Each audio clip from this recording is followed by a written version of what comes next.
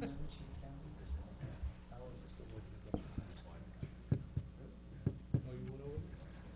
hired a new guy, but I haven't seen him. Theoretically, he should get my night hours and I should get them. But, the guy made up a new schedule and disappeared. Oh, okay. And I know why he did. He didn't want to hear it from anybody. Was Cheryl there yet? No, you got to know. They got the bus, huh? Oh, that's just two. No, to, yeah.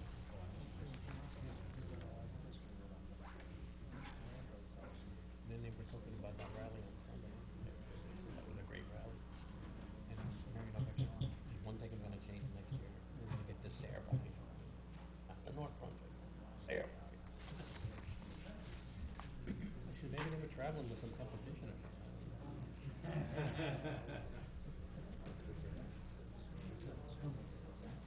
Not at the school, but I did take a chance. Maybe we'll bring the band over to wherever they were at. Yeah.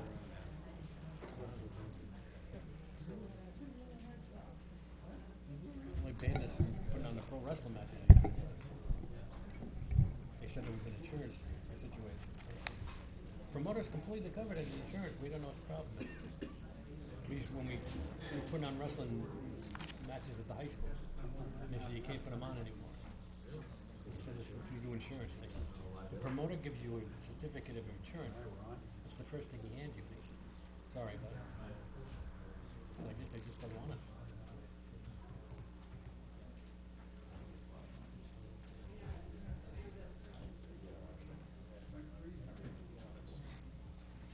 I got everything.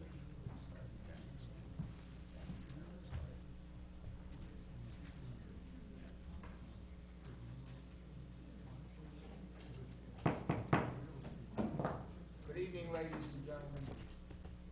Welcome to the Sayreville Board of Adjustment special meeting. Would everyone please stand for the salute to the flag? I pledge allegiance To the flag of the United States of America and to the republic for which it stands, one nation, under God, indivisible, with liberty and justice for all.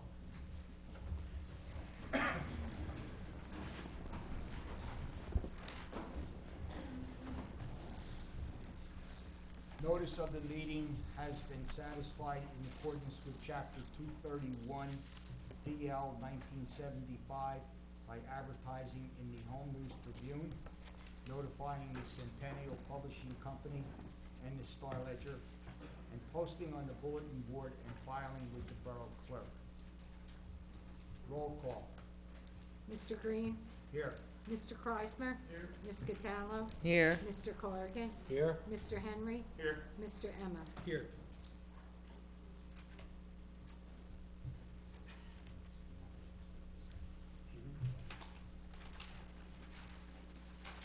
This special meeting was called for tonight in reference to case number 17-29,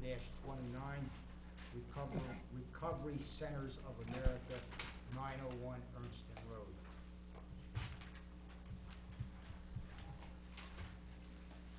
The applicant for recovery or RCA, please step right. Thank you, Mr. Chairman. Mr. Chairman, before Mr. Hillman starts, I believe we did accept notice at the last zoning board meeting in October, so the board does have jurisdiction for this application this evening. Thank you, Mr. Sachs. I'm not sure it's on. Yeah. Yeah. Is there, can you hear it? Yeah. Okay. Good evening, Mr. Chairman, members of the board. Pleasure to be here this evening. Just going to move this over here.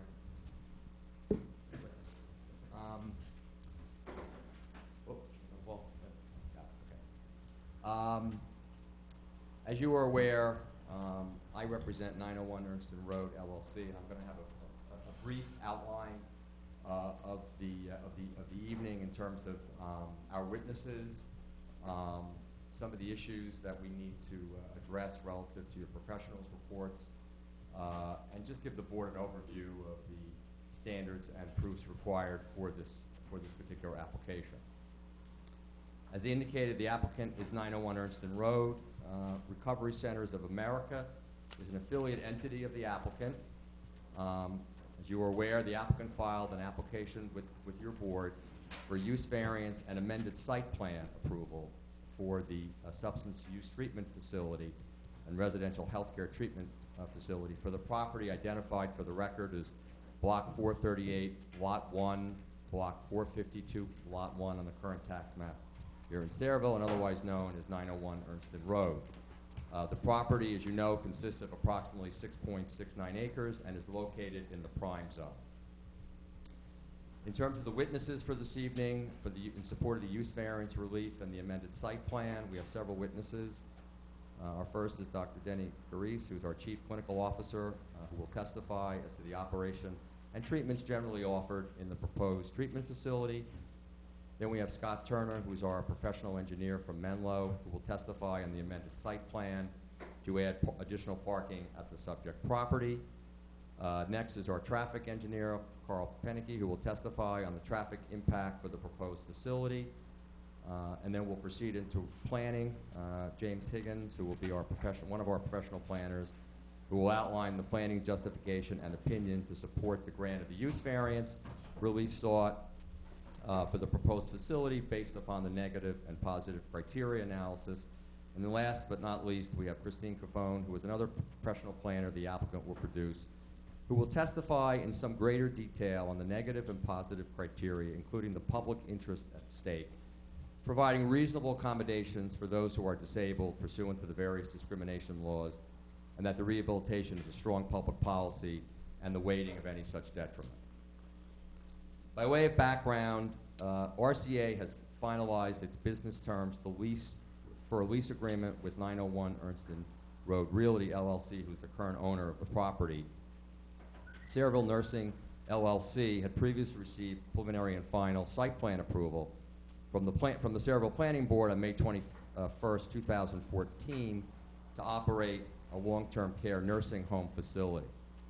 The resolution of approval adopted by the Planning Board in 2014, which included proposed modifications to the building and landscaping and other improvements, including sidewalks. I believe a copy of the approved site plan from 2015 has been submitted to the Zoning Board. The proposed facility to be constructed by then SNL was permitted as of right in the prime zone.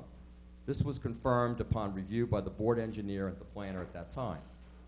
The applicant seeks to rely on the previously granted site plan approval issued by the Sayreville Planning Board, except as it relates to the proposed parking for the facility. The applicant also seeks to modify the previously approved site plan granted by the Planning Board to increase the number of parking spaces from 92 to 130 spaces. The amended site plan application filed by the applicant then in June of 2017 with the Planning Board will now be heard, as you're aware, as part of this use variance application. In terms of the project scope, it'll include a renovation of the existing and main building to include 149 patient beds, clinical rooms, therapy rooms, offices, a kitchen and dining facility, and a cyber cafe, a treatment center to include clinical rooms, therapy rooms, meeting rooms for in and out patient services, and construction of a gymnasium for physical therapy treatment. The proposed facility is licensed by the State Department of Health. As you know from our previous discussions on this matter, RCA, the parent entity, provides a full range of 24-hour direct medical, nursing, and other health services for its patient. In addition, RCA provides education, treatment, rehabilitation services, and recovery support for substance abuse and mental health disorders. Moreover, the facility services include a wide range of intensive care treatment options, 24-hour nursing care, and monitoring, supervision, rehabilitation programs, psychiatrical programs and services, psychological services, recreational therapy, medication monitoring, and wellness programs. RCA will treats its patients and continually provide services to its patients for an extended period of time. Clearly, we will have representatives of the applicant to further testify on the full range of treatment and programs they offer. Currently, RCA has received approvals for and operates 13 facilities located in New Jersey, Maryland, Pennsylvania, and Massachusetts. In Devon, Pennsylvania, RCA recently received approval for a facility recognizing that is operated in a similar manner as the previously occupied long-term care facility. Turning to the ordinance, which is relevant, long-term care facilities and nursing homes are defined in your ordinance, and they include and provide a variety of descriptions, which I think are relevant here. One of which is that long-term care facilities are defined to include a facility which provides a full range of 24-hour and direct medical, nursing, and other health services, registered nurses, licensed practitioners, and nurses' aides. And the emphasis is on nursing care, for restorative physical, occupation, speech, and respiratory therapies are also provided.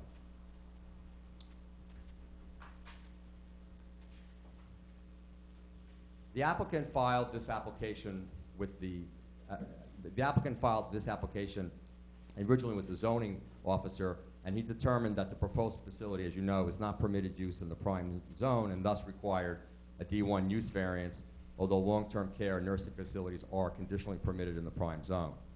Pursuant to the municipal land use law under NJSA 40:55D70D1, the law conferred upon zoning boards such as yours the following powers. In particular cases and for special reasons, grant a variance to allow departure from regulations to permit one, which is D1, a use or principal structure in a district restricted against such use or principal structure.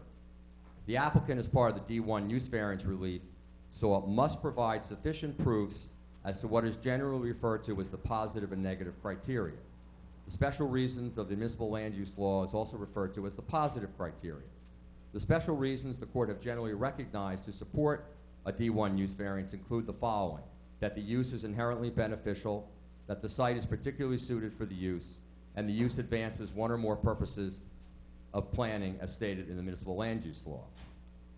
In Sika versus Board of Adjustment Township of Wall, the court set forth a four-part balancing test in determining whether to grant a use variance for inherently beneficial use. 1, identify the public interest at stake. 2, identify the detrimental effect that will ensue from the grant of the variance. 3, in some situations, the board may reduce the detrimental effect by imposing reasonable conditions on the use. And 4, weigh the public interest against the detrimental effects to determine whether the variance would cause substantial detriment.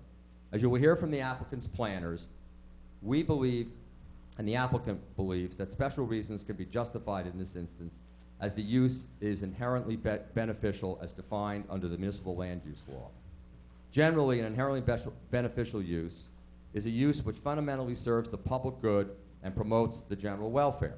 Moreover, as you will hear from the applicant's chief clinical officer, the proposed facility provides much needed education, medical, rehabilitation services, and recovery support for substance abuse and mental health disorders in an effort to address the drug epidemic problem in this state and elsewhere.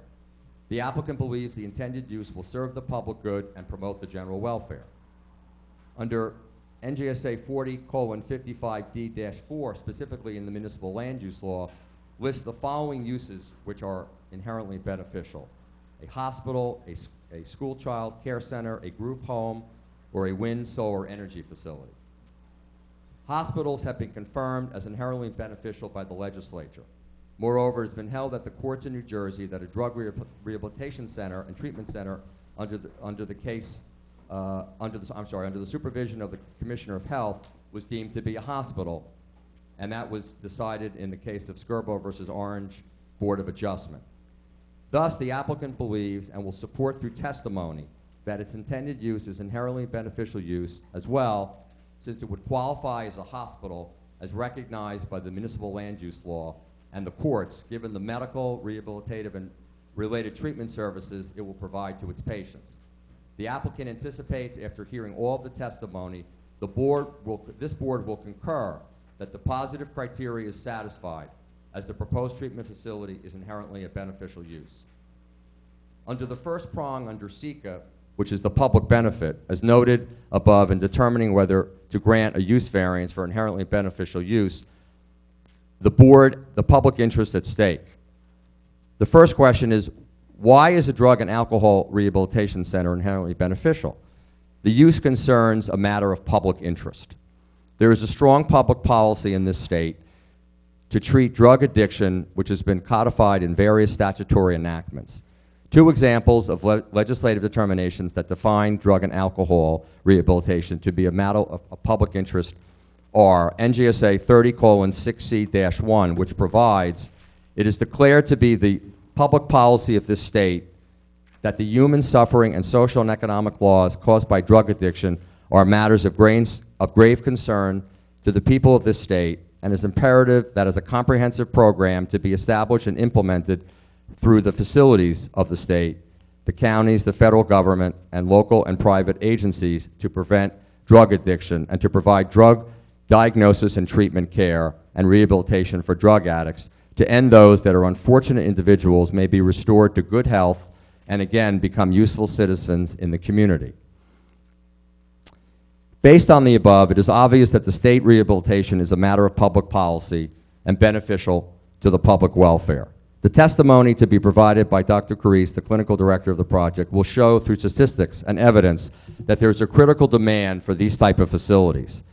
Moreover, the applicant's patients are handicapped and disabled under federal law, including the Federal Fair Housing Act and the American with Disabilities Act. Similarly, disabled individual patients are protected under New Jersey law against discrimination. Further, the Federal Fair Housing Act defines discrimination to include a refusal to make reasonable accommodations in rules, policy, practices, or services when such are necessary to provide access to housing for the disabled. The failure to recognize RCA's proposed facility as a permitted use is a refusal to make reasonable accommodations in such rules, policies, practices, and services. The question is, what is a reasonable accommodation? The Fair Housing Act defines defines discrimination to include a refusal to make reasonable accommodation in rules, policies, practices, or services when such accommodations are necessary to provide access to housing for the disabled. You will hear from the applicant's planners that in their professional opinion, the variance can be granted as a reasonable accommodation, and moreover, that the facility treats disabled persons. The applicant is entitled to a reasonable accommodation through the grant of the use variance to provide access to such treatment. There's no financial or administrative burden on the borough in granting the variance, and moreover, the project is privately funded, and there's no administrative burdens involved. Under the second prong of SECA, the applicant's planners will discuss the magnitude of any potential negative impacts from the proposed use on the nearby properties. The potential negative impacts on the surrounding properties include aesthetics, noise, traffic, and safety, as will be further addressed in testimony. The applicant believes such testimony will demonstrate that there's no negative impact on the surrounding properties from the proposed treatment. Also, the applicant must submit proofs that the use will not substantially impair the intent and purpose of the zone plan and zoning ordinance. The applicant will provide testimony that the proposed treatment facility will include medical, education, daycare, rehabilitative, and related services for substance abuse and mental health disorders. All of those services fall within the definition of long-term care facilities which are permitted in the prime zone. As you will hear from the applicant's witnesses, there will be no significant modifications to the site plan for the previously approved long-term nursing care facility, and thus no significant impact to the zone. The third and fourth prongs of the SECA case, providing measures to mitigate any negative impacts and weighing the public interest against detrimental effects to determine whether the variance would cause substantial detriment. As you will hear from the applicant's witnesses, the public interest is urgent and immediate. As the applicant will provide through testimony, no significant impacts will be identified, and while the applicant has anticipated and or addressed such impacts, the board can, within its discretion, impose as a condition of an approval to be certain of such negative impacts are avoided in the future. As explained earlier, to justify the D1 use variance sought, the applicant must address the negative criteria. As to the negative criteria, the applicant must prove that the use will not substantially impair the intent and purpose of the zone plan and zoning ordinance, and that the granting of the variance will not have a significant impact on the surrounding properties. The municipal land use law specifically provides under NJSA 40:50D-70D that no variance may be granted, including relief that involves an inherently beneficial use without balancing the negative and positive criteria. This again was reinforced in the SECA decision, establishing the four-pronged test to be applied to uses which are inherently beneficial. The applicant will demonstrate that the granting of the variance will not have a significant impact on the surrounding properties. In addition, the applicant will provide additional testimony that the site is particularly suited since it's already been approved for a nursing home, which is very similar to the proposed use. On balance, the use variance, we believe, is justified and should be granted because the public interest far outweighs any detriment, and the applicant will explain the important need is, and the legislature has also determined, rehabilitation is in the public policy of this state. So that gives you sort of an overview of the applicant's position and what it intends to prove during testimony, and I thank the board for their patience as I delivered that opening. Thank you. Thank you. Mr. Sachs, we want to respond to the comments made? Yes. I feel compelled to advise the board that the 20-minute opening statement by Mr. Himmelman is not evidentiary. Mr. Himmelman, to my knowledge, is not a planner licensed in the state of New Jersey. He is an attorney, but he's not a licensed professional planner. So any of the testimony, any of his comments that were made during the opening statement are not considered evidentiary, are not to be considered whatsoever in your deliberations during these proceedings. I have no issue with that, and my intent of my opening statement, Mr. Chairman and members of the board, was to lay out what the applicant needs to prove Well, that's, and, yeah, and but that's the, substantiate. I And understand so I am not here testifying as a planner. I want to make it clear that that's the case, because obviously you've got 5 witnesses, you've got an operations individual who's going to testify, you've got your site engineer, you've got your traffic engineer, you've got 2 professional planners. But again, I just want the record to be clear that I believe Mr. Himmelman, and again, it was in the nature of an opening statement, was giving essentially some planning testimony, which is not permissible in this matter. He's not a licensed professional planner. You will gauge your decision based upon the testimony of the witnesses who are qualified to do so under oath. That's fine. Thank you.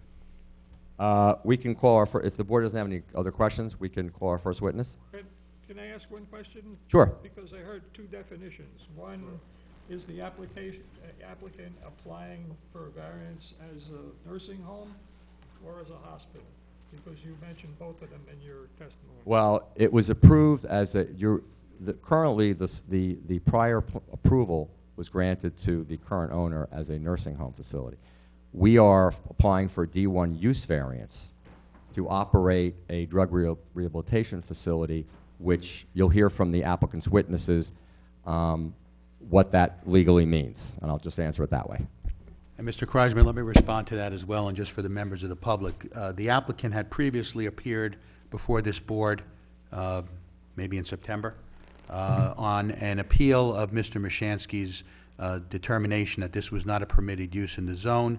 The proofs at that particular time by the applicant were that the applicant's operations were akin to the operation of a hospital and or a nursing home, which this board determined was not the case.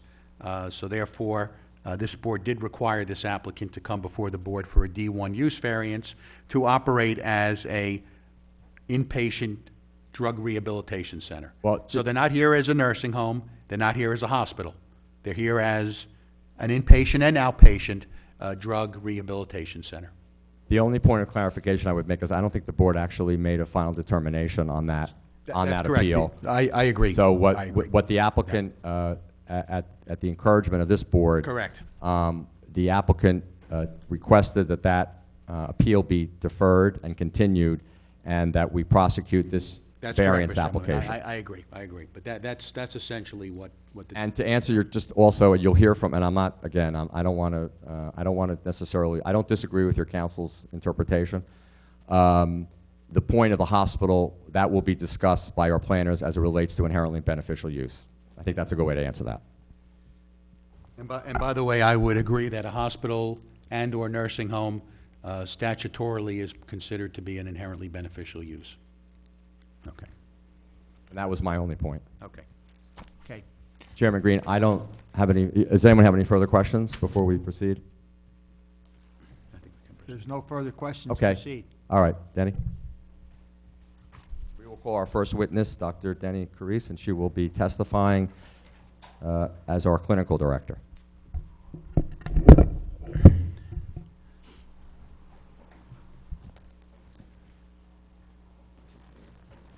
Have her sworn in. Yeah, is there a microphone for her? Yes. Okay.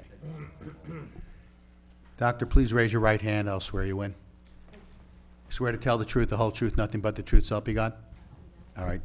Please state your name, spelling your last name, professional affiliation for the record. Sure. I'm Dr. Denny Carice, last name C-A-R-I-S-E. I'm Chief Clinical Officer at Recovery Centers of America, and I'm an adjunct clinical professor at the University of Pennsylvania School of Medicine, Department of Psychiatry. Okay, thank you. Dr. Carice, nice to see you here this evening. You did give a brief background of a description, but if you would be a little more elaborate, providing the board and the public a little bit more information about your background and the work you've done on sites similar to the proposed site in Sayreville. Thank you. Sure. So first I want to thank the board for having us here and letting us have this discussion, and thank the members of the community as well for letting us answer questions for you. I've been in the substance abuse treatment research and policy field for 32 years. I was 18 years as a federally funded, NIH, mostly a federally funded investigator and scientist funded by grants, and I researched evidence-based practices. I tracked drug trends for the country for the Office of National Drug Control Policy. I helped start treatment actually in about 15 different countries that never had treatment before, and I did a lot of grant writing, grant reviewing, article writing. I've published over 150 peer-reviewed articles, chapters, and books. I left research a little while ago, and I went back to clinical, which is my first love. I was chief clinical officer at a place called Phoenix House. Phoenix House had 120 sites across the country, and I was chief clinical officer for them, which means I set standards for care for all of the sites, developed training teams that went out and trained on that and implemented and kept track of those sites. I did the same thing for another company called CRC. CRC has 140 treatment programs across the United States, and I had the same position there as well. And then I went on board at Recovery Centers of America to basically start from scratch a number of treatment programs. The greatest thing about these countries that were just starting treatment was that you could start from scratch with the best that science had to offer. You know, you could pick and choose and say, this is what science says really works the best, and create it. And I never thought I'd have that opportunity in my own country. So I came on board at RCA and did that. Okay, great. Now, just to follow up with RCA, you're currently employed by them, correct? Yes, I am. Okay, and what are your specific responsibilities? So chief clinical or chief scientific officer, I develop, oversee clinical care standards, what we will be implementing, identify evidence-based practices that are best for use with our patients, develop both the inpatient and the outpatient lists of services and how we will treat folks, and the protocols behind which we'll do that. Mr. Hillman, before you proceed any further, are you offering Dr. Carice as an expert witness or as a operations witness? Operations witness. Okay, thank you. Okay. With regard to, and we've talked a little bit about the epidemic drug problem, maybe you could just sort of highlight for the board and members of the public the scope of that problem and some of the issues that you have faced as clinical director. I mean, I think that we see stuff in the paper all the time about what's going on. The U.S. is 4.6% of the world's population, and we consume 80% of the world's opioids. We are a country with really an incredible demand for opioids. So that, as if you don't know, that was really fueled, frankly, by pharma coming in and developing opioids that they said were less abuse potential. So many people that have gotten into trouble, particularly with opioids and heroin, came through that door through a prescription drug that was typically prescribed for them or for somebody else. So this is a very different look than the past years. So the heroin user of today, the opioid user of today, is very different than the opioid user of the 90s and the 80s. New Jersey has the 6th highest rate in the nation of ER visits due to opioid problems, and Middlesex County is in the top 5 counties in the state for overdose deaths. So that's interesting given the size. There's been an 893% increase in fentanyl deaths in the country. This is incredibly important because there used to be no fentanyl on the street, and fentanyl actually was more expensive than heroin. What has happened with the fentanyl and carfentanil, I'll just talk for 2 minutes about this because it's important to the future of our communities and the field, is that carfentanil and fentanyl have started being made in basically clandestine laboratories. They're not pharmaceutical. So fentanyl is a drug that's only used typically by anesthesiologists or for very extreme pain, usually right after surgery. It's about 50 to 100 times stronger than heroin. It is a lethal drug, but unfortunately carfentanil has come along. Carfentanil actually has one appropriate use, and that is by veterinarians to sedate very large animals, rhinos and African elephants. And that is about 10,000 times stronger than morphine and 100 times stronger than the fentanyl. The problem with that is several-fold. One is that people never know what they're getting, which is why they're overdosing at such high rates right now.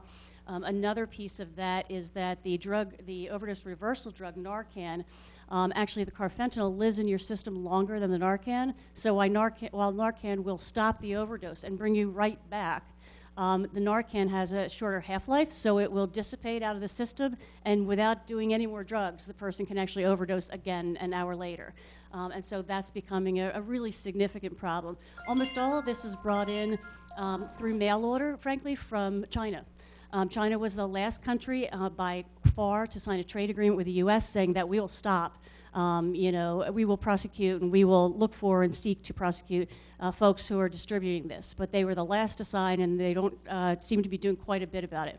The reason this is so important is because of the huge concern about what's going to happen in our future. So fentanyl has a molecular structure, and carfentanil is an analog of that. It just changes kind of one thing, one piece of that. Right now, what we're looking at is new drugs coming into the country, mostly from China, that don't even have a name yet. There's W18, there's C2055, and what they do is they change one molecule, and it's the potency of carfentanil, the overdose rate is as high as carfentanil. However, it's not illegal. It's not illegal because it didn't exist yesterday. And by the way, we can't test for it to find out what it is because we don't have a test for it because it didn't exist yesterday. There's actually dozens of these out there now.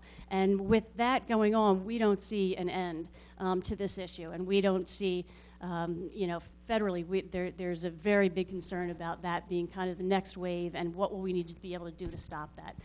So this is an enormous problem. This is the people that we treat, they are your neighbors, they are your coworkers, they are people that often got into an addiction from a prescription drug.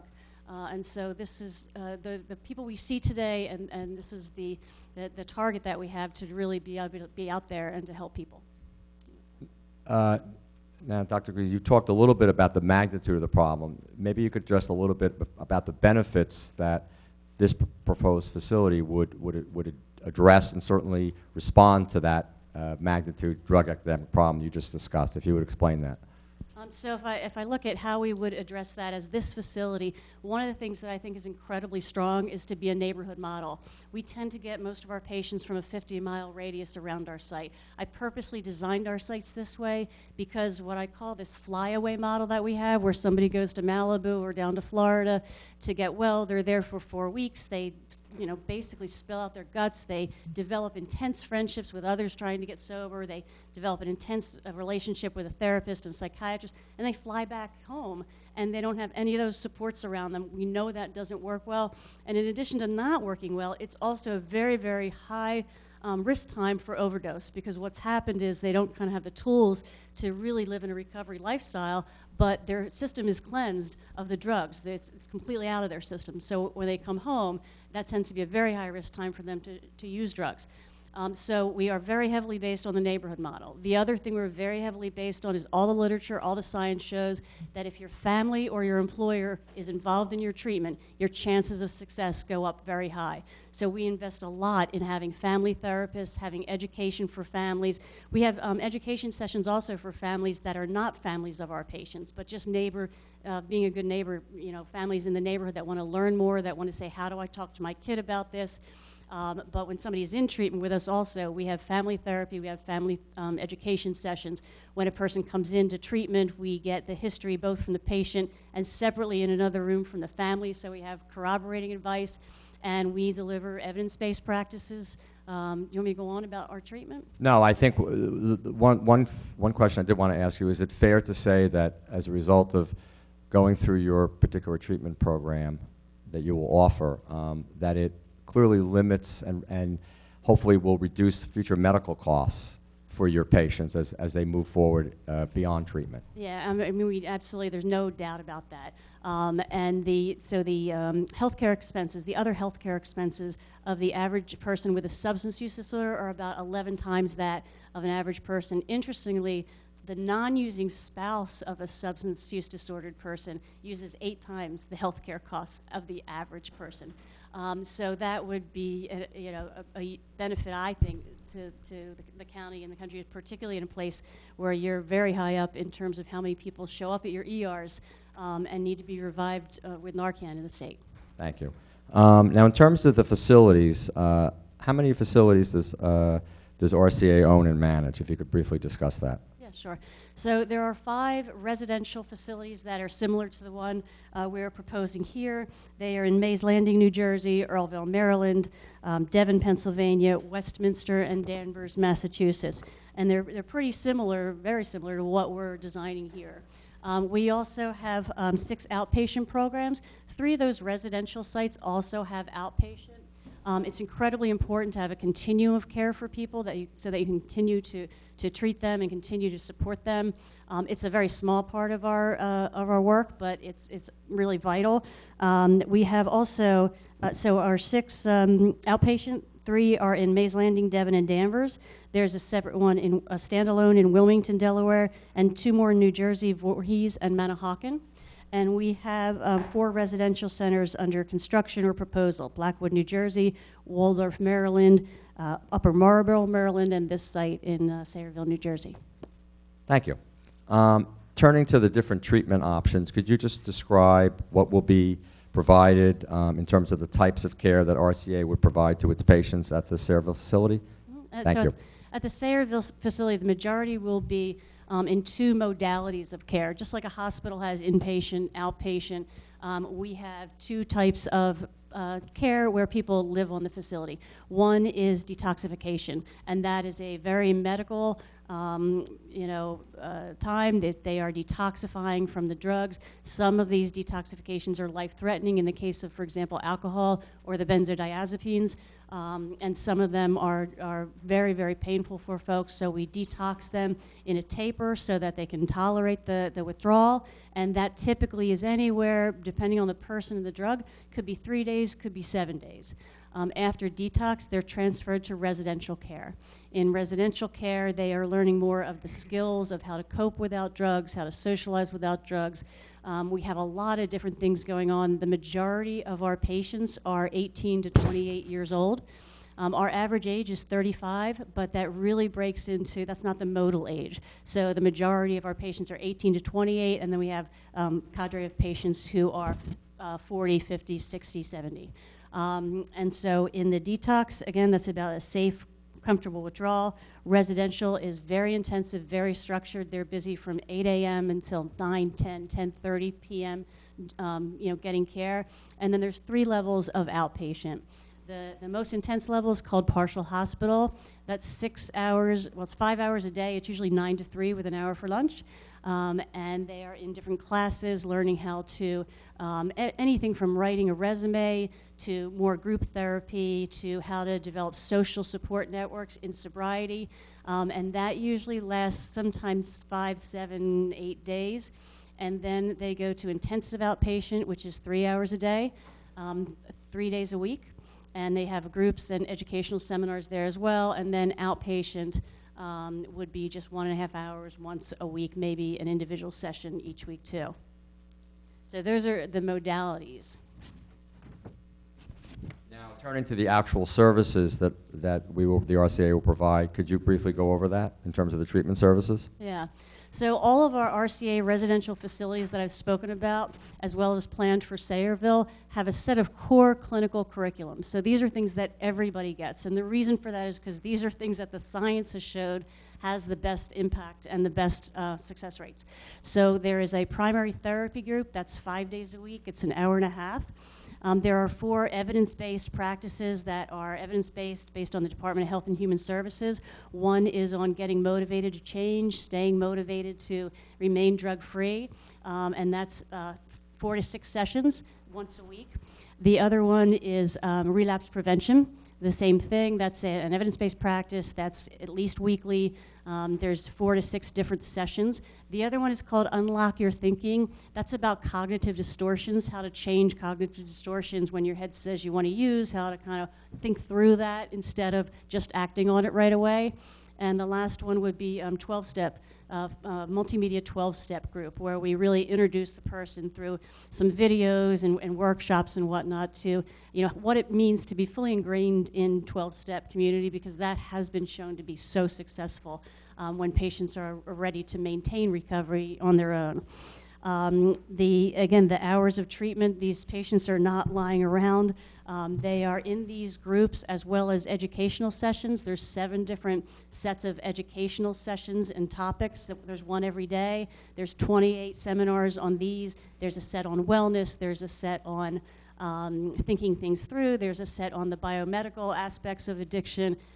So there's all different topics that come up. There's a set on family norms and family issues in substance use disorders.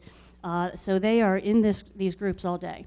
The other thing, particularly because we have so many young adults, is that we have yoga, we have exercise classes. These are monitored, these are done by trained addiction specialists, yoga teachers, and exercise specialists. Some of our sites will have Tai Chi or yoga or karate as well. We work with that in particular with our young adult women to develop their confidence and their strength. And so and I know I'm forgetting a number of things we do every day, all day, but those are really the core. Then we have also art therapy, and we have music therapy. We have relaxation techniques.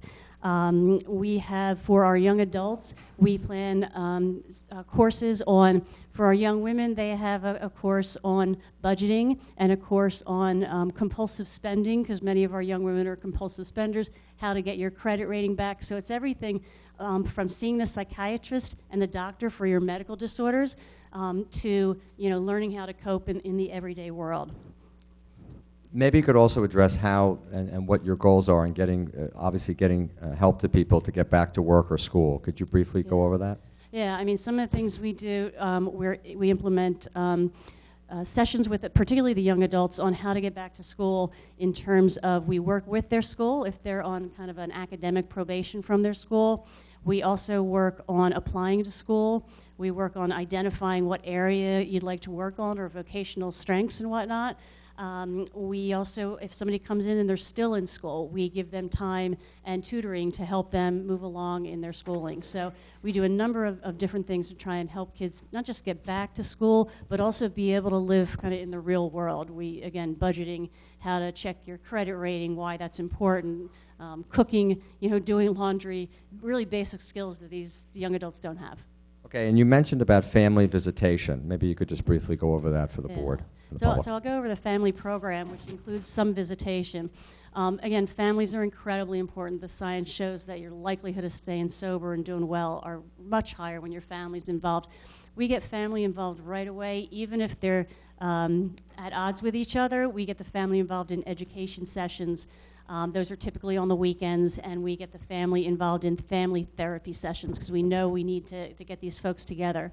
The other piece we have is that we do allow visitors. We allow family to visit. And I want to just tell you a little bit about that and the safety and what we do for the safety around that.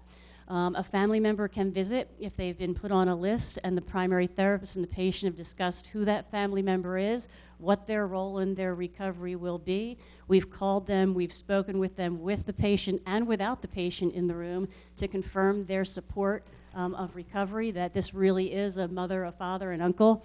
And then there are just 3 times during the week that family can visit. There's about a 3-hour visiting time on Saturdays, 2 hours on Sundays, and 1 hour on Wednesday nights. When the family comes, you can't get in unless you've been pre-approved and you're somebody that we've spoken with. We tell them to leave all of their belongings in the car. They can't bring in, you know, a big bag or a big purse or a cell phone, because we don't want our patients to have access to cell phones. And they are also searched when they come in. If they do bring in something, let's say they bring in an extra pair of pajamas and a hat or whatever for the patient, anything they do bring in, they go right to the front desk and it's searched in front of them, and we go through it. So we really, and by the way, the patient's not allowed to go hang out with them in the car. They can't leave the premises with them. And in fact, all the visitation is done in an assigned room. Might be the cafeteria where we have a few groups of families meeting, and there's always staff there. Thank you. Now, you mentioned a little bit about outpatient versus residential. Maybe you could describe the relative differences between percent of staff and the space allocated for the residential versus the outpatients? Yeah. So outpatient really is a vital but a smaller part of our treatment. In the building, about 5% of the building is for outpatients compared to 95% for detox and residential. About 5% of the staff also are outpatient staff. If you really look at the man hours, it's only 2% of man hours are actually outpatient. And the important thing to know is it's particularly in most states, we're not allowed to have these 2 groups mix. So the outpatient center will have a separate entrance. It'll have a separate person that's there to take a copay or show them to their group. We typically, you know, I'm estimating about no more than 22 outpatients at any one time, and that would only be if we had that PHP program that runs 9 to 3, and also an IOP group that's running from 9 to 12. But typically the intensive outpatient is 9 a.m. to noon, or it could be 5 to 8 for people who are working. And then the other single groups are generally in the evening as well. So there's not a lot of outpatients there at a time, but the continuity of care is incredibly important. Thank you. Now, turning to the staff at the proposed facility, can you just briefly go over and describe the different staff that will be available Yeah. and employed? So the staff mandates that I put in place, again, are based on the science.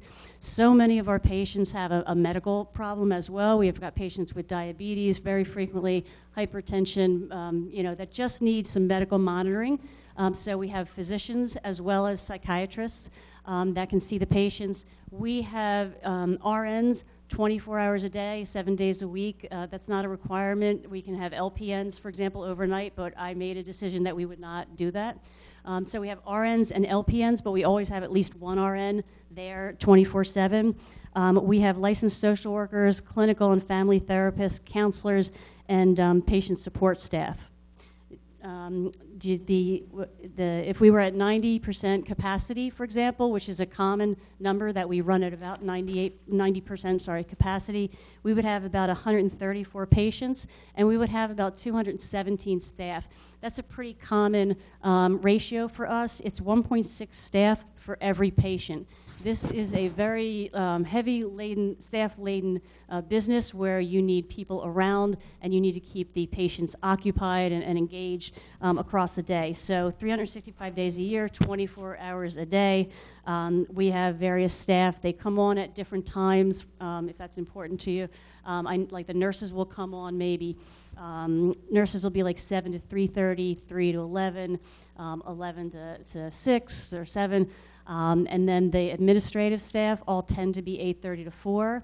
The recovery support staff, they are all different hours, and they start at all different times. So we have this kind of staggering, so there's not, you know, the whole staff load there at one time.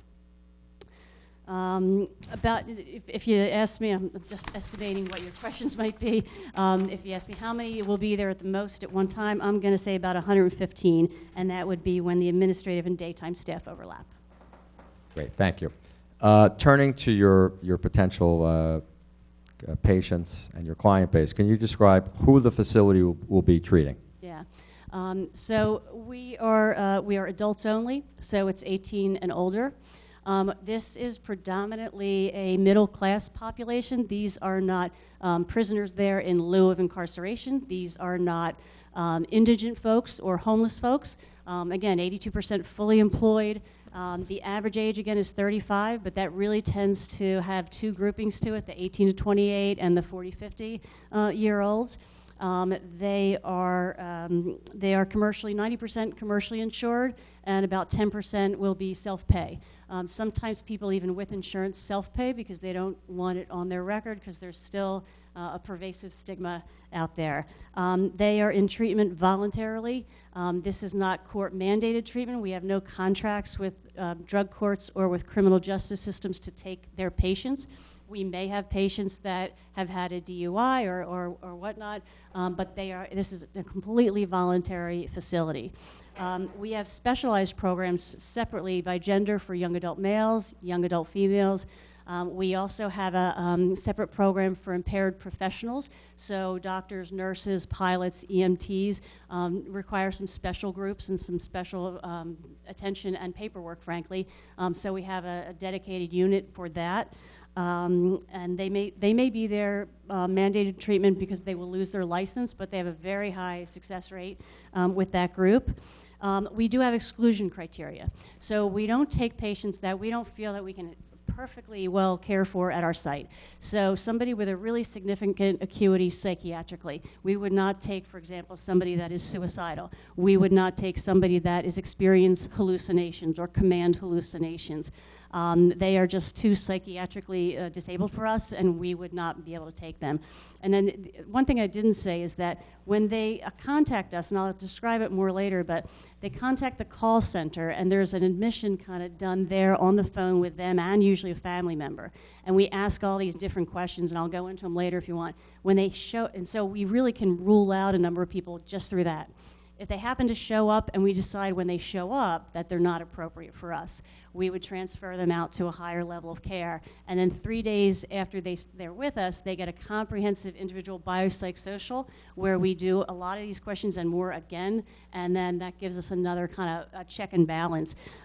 So this is, if their symptoms are out of control, either with psychiatric or medical, we can't take them. Individuals with a substance use disorder are considered to have a disability under the ADA. And so we like to treat as many people as we can, but we are well aware of what our limitations are. So for example, I might take a young woman who is binging on food and has that kind of a eating disorder where she binges and may vomit or purge. But I would not take a young woman who has anorexia who might require tube feeding or anything like that. Is that enough? Okay. That's very well done. Now you mentioned a little bit about patient referral. How are patients referred for admission to the facility? So we get referrals from everything from EAPs to local corporations to unions. We actually have a pretty high referral rate from alumni, which is great. We get referrals where people see on our website what we offer, and they call us up at the call center. So it really it ranges from all of those. We actually get about 36% of our referrals from either other hospitals or our competitors when either they can't take the patient, they're full, this is a better location. We get quite a bit from alumni, like I said, from family, a very small amount from radio and TV, but unions, insurance companies as well. Okay, great. And how do the patients physically get to the facility? So in terms of literal transportation, when somebody is coming in for a residential appointment, we've already screened them at the call center, we've done an assessment at the call center, and we arrange transportation at the call center. Our preference is that a family member drive them in and go through the intake at the same time as them. We actually do them separately. We ask the family member a lot of the same questions because you might have a patient who says, I do XYZ, and you might have a family member who says they do ABC and XYZ. So we get this what's called collateral information. So that is our ideal way. We also have drivers and cars available that we will go out and we'll pick somebody up and we will bring them into treatment. And that's for our residential folks. We don't have anybody that comes and they can't leave a car in the parking lot or on the facility, because that's, again, we're looking at risk for the patient to want to go home, and the easier it is, the more likely they may do it. Our outpatients may come by public transportation as well, or by an arranged service through RCA or by family members. Terrific, thank you. Now, turning to safety and security, what kind of safety and security measures will the facility have? If you could briefly go over that. Briefly? Okay. You know, patient safety is our #1 concern, as well as safety for our staff, safety for our neighbors. Again, I've described who comes into treatment. Again, these are not indigent criminals that are adjudicated to us. These are people who are voluntarily coming into treatment. That said, we go to, I think, very great lengths to ensure safety. So one way is that we have a comprehensive 150, at this size site, it'll be closer to 200 cameras. These cameras are inside and outside. We cannot legally have a camera in a bathroom or focused on a bed, of course, but every square inch of the facility is seen by these cameras, as well as the outside facility of the facility. Every nursing station has a screen up that shows what's going on by all of those cameras. And then we also have a camera of the outdoors and whatnot that's in a station. We have a full-time groundskeeper who does rounds around in the grounds and makes sure that there are no patients out there. To be clear, if a patient comes and goes to go out a door during the day, they want to go out and take a walk, that's not okay. Anytime outside the building, if for any reason, and we might take 3 patients out to do yoga on the lawn or something, they are always with a staff member. They can't just decide they want to take a walk or go jogging around the premises. It's just not allowed. Every staff member knows if you see a patient or worse, 2 patients, walking out the front door, there is an all-out alert that goes out to make sure that they are not out there alone and that they're not out there, just by themselves. So the cameras are there. They're also, some are motion detected and some are not. So for example, 2 o'clock in the morning, the doors are locked from the outside. Nobody can get in, but we're by law, I think by fire code, that's not my area, but we're not allowed to lock them in, but they're all alarmed. And so if somebody went out a door, an alarm would go off, and it would be, the alarm would go off at all of the nurses' stations. They would know right away, and they're fully trained. We have a number of different trainings. A certain number of the nurses or staff will go to where that person left and go and do what they can with that patient. We also have, in addition to ground rounds, where we do rounds on the ground, we have patient rounds. So we have staff that are just dedicated to knowing where the patient is at all times. Are they where they're supposed to be? And these staff 24 hours a day. If the patient's in detox, it's every half hour minimum. If the patient's in the rehab side of the building, it's once an hour. And this is, again, is 24 hours a day. The patients know this. We open the door to their bedroom. We make sure it's the patient we think should be in that bed, make sure they're breathing, check their respirations. And again, that's every half hour in detox and every hour in the residential. But that's above and beyond that when we see them in the times and places that we're supposed to see them. Every patient coming in will get a bracelet with an RFID chip in it. And we will be able to tell where they are at any time in the building. This also kind of helps us with the groups. It's also a great way to document that they're attending different sessions and different groups. If somebody isn't in a group they're supposed to be in, the support staff that are in charge of this will go find that person. Typically, they're either still in bed or they're in the cafeteria. We'll know the minute they're a minute late, and they will go and they will get them and bring them to group. For the record, what's an RFID chip? I'm sorry. It's a microchip that can tell where somebody is at any time. It's kind of like the one in your phone. No, but what does RFID stand for? Do we know? RFID? Radio frequency or something? All right. Just so the record's clear. It's been so long since I spelled it out. Yeah, sorry. Denny, before you go on, so just so I'm clear and the board and public, so security cameras are monitored, is viewed at each nursing station, correct? Yes. Okay. And all exits and entrances have remote alarm systems, correct? Yes. Okay, thank you. Okay. Let me give you just a couple of more things.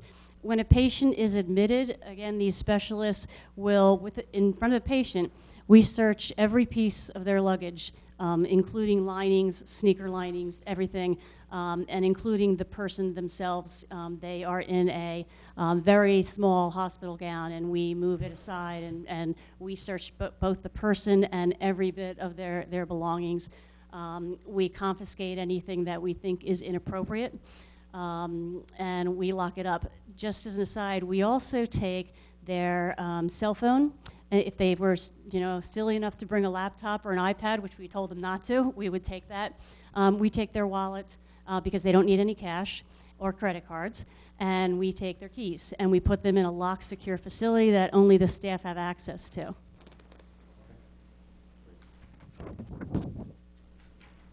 Now, when the patients are admitted, they are thoroughly searched and their belongings are inventoried, correct? Yes. So will you confiscate anything if need be? Because I wanted you to address that. No, we absolutely will. So anything that's considered contraband, we will confiscate. The contraband is defined as anything that could be used as a weapon or pose any kind of threat. And a cell phone, frankly, is a kind of a threat in our sites because a cell phone can be used to call a drug dealer or to call somebody they want to deliver drugs. It'd be tough for them to get on site, but we don't even want to give them that. So the contraband falls into kind of three areas. So one would be cash, phones, iPads, laptops, credit cards, wallets, cameras. Nobody can take pictures of the site with the exception of our 200 cameras. Any kind of alcohol, illegal drugs, or unauthorized prescriptions, they will be confiscated and they will be disposed of according to a narcotic waste policy. And then razor blades, straight razors, knives, any kind of rope, any kind of chains, corded items, aerosol cans. We take all of those. We frankly even take aftershave or perfume because it's got alcohol in it as well. We take hand sanitizer because that has alcohol as well, and people have been known to drink that. So anything in those areas are put back in a locked facility. Okay. Does RCA have any type of patient safety management plan?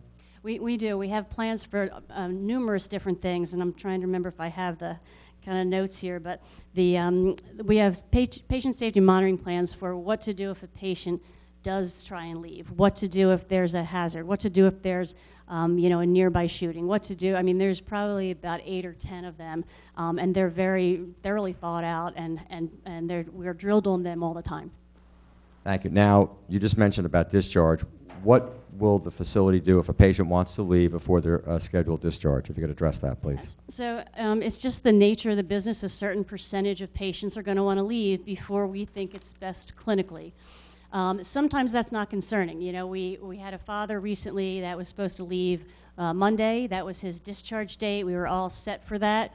But his daughter graduated on a Saturday. So he left early, and that's technically considered he left against medical advice. We do have other ones where people say, this is not, I'm not buying this anymore. I don't want to be here. So there's an entire protocol of things we go through for that. And you got to remember and keep in mind that, again, the majority of our patients, we've got their phones, we've got their keys, we've got their wallet, we've got their credit cards. So we have protocols in place first to try and do what we call block that against medical advice leave. We have everybody from the psychiatrist to their primary therapist to their family therapist to calls to the family members to get them to talk the patient into staying. People are very high risk to leave right after detox because they've gotten the drugs out of their system, but that's also the highest risk time for them to overdose when they go out because their drugs are all out of their system. If they take anywhere near the same amount, they will overdose. So we put a lot of effort into this. If we've got the family, the family therapists, the psychiatrists, then we even get patients involved. The patients that are there, that are committed, they try and get the person to stay. If that doesn't work, we say, all right, I hear you, you're going to leave. And that process, by the way, of convincing them with all different people, generally takes about an hour to an hour and a half. And then it takes about another hour to hour and a half to get everything else done they need to leave. So what we need to do to let them leave is they have to sign a form that says they're going against medical advice. We have to know that they know what that form means. They have to go and pack all their belongings. They have to complete a discharge survey. They don't want to leave without the prescriptions they're on, so we get the doctor to come in and write them a prescription for the next 5 or so days. We get with them on their continuing care plan. We start a continuing care plan and what they'll do after residential from the day they come in. So it's always being updated and whatnot, but we want to finish that off before they go so they have the next place to go. We have to go get their personal belongings. They have to sign for all of those. And then we do not let them leave on their own. They have to either have RCA transportation. We'll have a car service of drivers that work for us full-time that will take them home or where they want to go within reason. And also, their family can come pick them up, but it has to be a family member that we already know that's on the approved list that comes into the facility, and we walk them to the car. Okay, thank you for that explanation. How do you handle overdoses and other medical emergencies? Yep. So if it's a medical emergency or a psychiatric emergency, we call an EMT, we call an ambulance, and they come and they take them. If we're in doubt about that, we will call and we will have them transferred to a hospital. The hospital would generally check them out. If the hospital says they're okay to come back, we still have our doctor check them out to make sure we believe they're okay and safe to come back. And sometimes it's just somebody fainted and we find out that they have an electrolyte imbalance, and other times, you know, we identify new medical disorders or their psychiatric problems, their depression or whatnot, really starts to escalate. If somebody ODs on the site, 100% of our staff are trained in administering Narcan. It's available throughout the treatment center. And we give them the Narcan. Like I said earlier, you cannot give somebody Narcan even if they're fine after that and then just let it go. You have to still take them to the hospital and have them observed for a while to make sure the drugs in their system aren't going to reattach.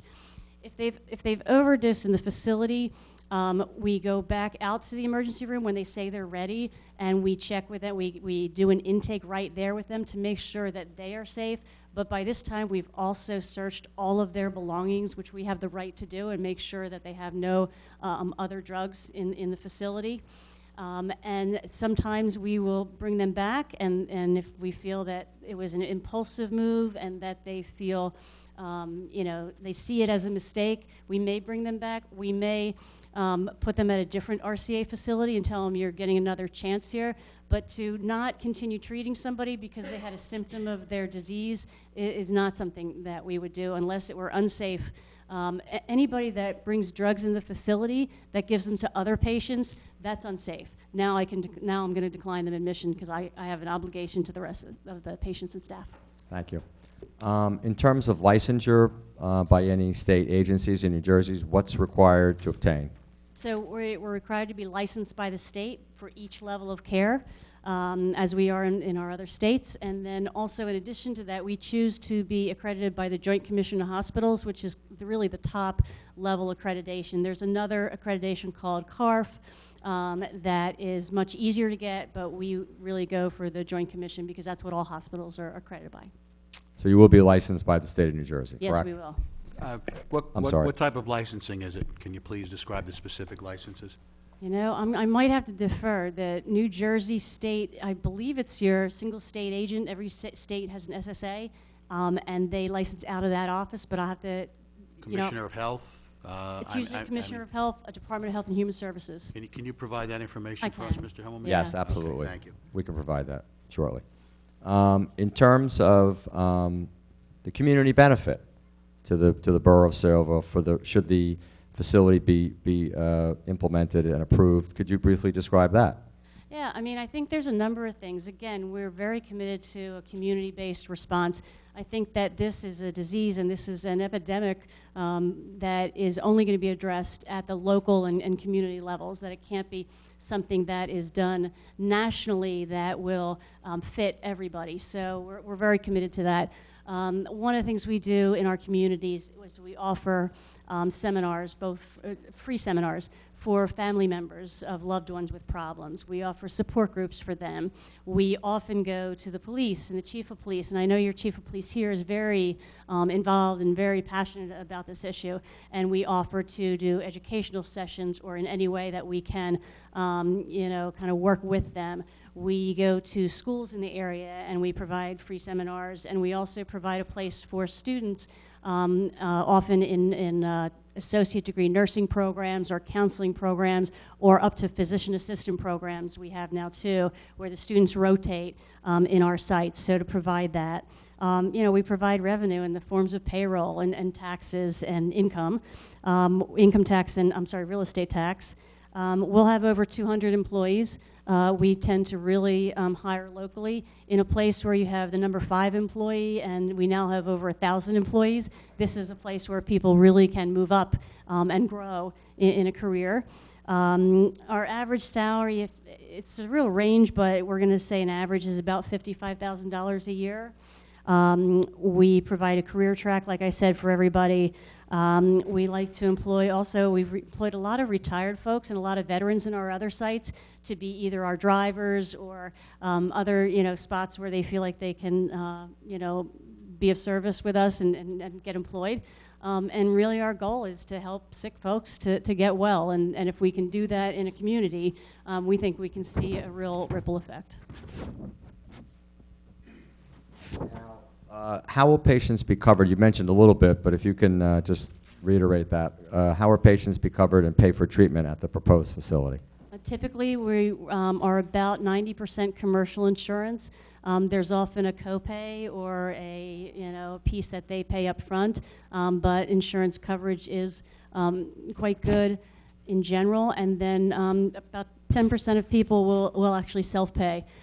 Self-pay comes in one of two ways. It's either somebody that doesn't want this on their insurance record, which is a shame because we still do have the stigma of what a substance abuser is, that this is a bad, dirty, homeless person that, has low willpower as opposed to somebody with, a medical disorder.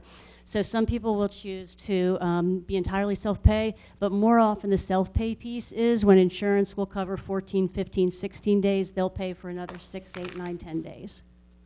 Thank you. I don't have any further direct questions, Dr. Cornelius. If you wanted to add something or supplement your testimony, or do you think we've covered all the issues? We've covered all the issues, but I can't help but want to reinforce that this is an enormous problem in our culture today, and these are not bad people trying to get good. These are sick people trying to get well. That I understand communities and their concerns about things, and I hope that some of what I said tonight can alleviate some of that, but also that I can answer any questions. I can commit to you that I will be completely transparent about what we do and about how we do it. The opioid crisis, which really did start with pharmaceutical companies and the proliferation of the medications and the teaching of doctors that everybody should be in no pain, and then to get, the measurement of pain put onto one of the 5 vital signs, which led to doctors being sued if they didn't take care of the pain and getting low health grade scores and being trained by pharmaceutical companies that these are not addictive really, when they really are. I know Purdue Pharma was fined $624 million and paid that fine, which is for them, frankly, the cost of doing business.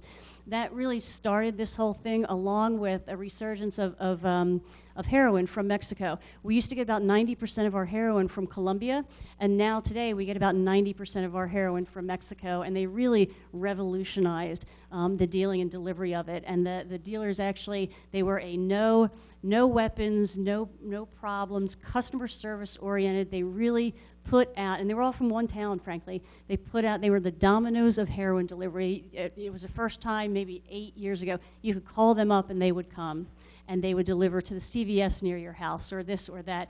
They were nice guys. They specifically targeted, as did Purdue Pharma, these kind of rural American areas where people had been, I mean, you wonder why that's such a problem in Kentucky and Ohio. There's really real reasons why. That places that had many people who had injuries from either coal mines or steel mills that had shut down, many of whom were on Medicaid. They were really targeted in the sales force for pharmaceutical opioids, and the Mexican group really followed right behind them with this whole new customer service. If you said to them, I mean, they were trained in customer service. If you said, we don't want, I'm going to quit, I don't want any more, they say, okay, no problem, and they call you up like 4 or 5 days later. Just want to make sure you're still quit. I got some great stuff, but if you quit, it's okay. and they really revolutionized. So those two things really developed this into a problem that is frankly middle-class America. These are your spouses, these are your kids, these are your neighbors, these are your coworkers. And I just can't impress how different that is, and how much we've also had to adjust treatment for that. And that we really need to get a handle on this before it gets worse. Thank you very much for your detailed and well-thought-out explanation. Mr. Chairman, does the board or your professionals have any questions for Dr. Freeze? Well, I'd rather get some questions. I'm sure we have some questions. Go ahead.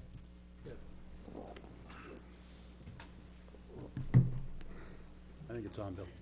Should be. Is it green? I can't. There he is, wrong spot. Just clarify a couple things here. Now, do you have a security guard there? We do. We have a full-time, and we have about anywhere from 8 to 12 security staff. Yeah. Again, I'll be totally upfront. We do not have an armed guard there. This Right, is- no, I was just okay. curious. I just want to be clear, If you yeah. have someone to take care of any problems that might come about or Yes, something like that. absolutely. Now, you say they can leave technically. They're not locked in there. That's They right. can leave at any time they want. Say if someone wanted to leave at 2 o'clock in the morning, Yep. not sure about it, they just go out and leave. Yep. Would you call the police? Yes, we would. There's a very clear protocol. So if they left at 2 in the morning, you got to appreciate they're leaving without their phone, without their keys, without their wallet, without their money. It's 2 in the morning, they go out a door. The door is locked and alarmed. An alarm will go off at all of the nurses' stations, and there's a very clear protocol of who goes and goes right to that area to find the person. If we find the person, we try very, very hard to bring them back in. We talk to them about how we want to give them their money and their keys back and their phone back. That will give them transportation home. If we cannot do that, frankly, they are now not a patient of ours. They are, frankly, what do you call it, trespassing. And we will call the police to let them know the person left. I will tell you, this has not happened in any of our sites yet. But if that's happened, we have a very clear protocol about it. Right. And we would call the police, yes. And how many people do you have on staff, say the midnight shift, 12 to 7 or so? I would say we have 115 during the day. I'm going to say we have 90 overnight. Yeah. Do you It's- take and- criminals? Do we take criminals? Yes. I'm pretty sure based on New Jersey law, we can't decline somebody because they're a criminal. Because this is a group that's covered by the ADA. So we can't decline them because they're a criminal. We ask them and we ask their collateral spouses all about criminal activity, about setting fires. I can decline to take somebody because they've engaged in activity that would be harmful to our patients, possibly our staff, and even our neighbors. So I can decline them for that, but I can't decline them for, I can't say you're a criminal, so we won't take you. Right. But we have very clear things. I've never once taken somebody who's had an arson problem. Now, do you supply methadone? I know there's methadone clinics out there. Do you do that kind of No, service? we're not a methadone clinic. In detox, we use medications so that we can taper them down off their drug. Typically, it's Suboxone or other medications like that, but we are not a methadone clinic. We will not do methadone outpatient. It's a whole separate license with a whole separate DEA license as well. That is not what we do. Yeah, I think you just might have mentioned it. I'm not sure. Have you had problems at other locations? Criminal theft problems, so to say? Criminal theft problems, you say? Well, at other locations, someone wanted to leave, and I don't know. We haven't had people leave in the middle of the night, and we haven't had any kind of theft problems. We've had clinical problems. We've But had. you haven't had any kind of problems where people from your facility had gone and created some kind of robbery or anything else like that? Absolutely not. Yeah. And what is your success rate for the people? It's a great question with a terrible answer. We're a field that doesn't have a definition of success, and when we do define success, we do it in a terrible way. We define it as though success in diabetes treatment means that a year after treatment, you've never had a sugar crisis. So when the field does define success, they tend to stay sober for 1 year. First of all, we haven't been open that long, but also we're not defining success that way. We would define success by things like less ER visits, less time, less family discord, and we collect data on that, but we're fairly new. Thank you. Yeah. Okay, I have Mr. Sachs, just for the record, I did verify the license. That's required, so that would be issued by the New Jersey Department of Health, Division of Mental Health and Addiction Services, and they're licensed for the following programs: general outpatient program, intensive outpatient program, partial care program, subacute residential detox, and long-term residential program. Thank you. You're welcome. I have a couple of questions. Could you clarify again how much of your staff is on staff from, say, midnight till 7 o'clock in the morning? You know, I don't have the exact number. I can get that for you. It is less than is on during the day because the administrative staff aren't there. But do any of you guys have the numbers of that? Yeah. I can look it up and get it for you. It is not, I will tell you this, it's not a skeleton staff. We have, again, always a full-time RN. We have nurses, LPNs. We have those recovery support staff. We have the people doing the rounds during the day. We have the ground rounds outside at night. But I can get you an exact number. Okay. I'm sorry, I don't have that right away. I want to clarify this. Did you say before if a person overdoses in your facility that they are taken to a hospital, a local hospital? Am I correct in that? Yes, That is automatic? that is They're taken automatic. to a hospital? Oh, absolutely. Okay. Let's say that a person in Serval is drunk and disorderly, and he's picked up by the Serval Police Department, and he's taken to the hospital, let's say Perth Amboy or New Brunswick. Okay. And while he's at that hospital decides to call you Yeah. and ask you for a referral admission. Would you do that?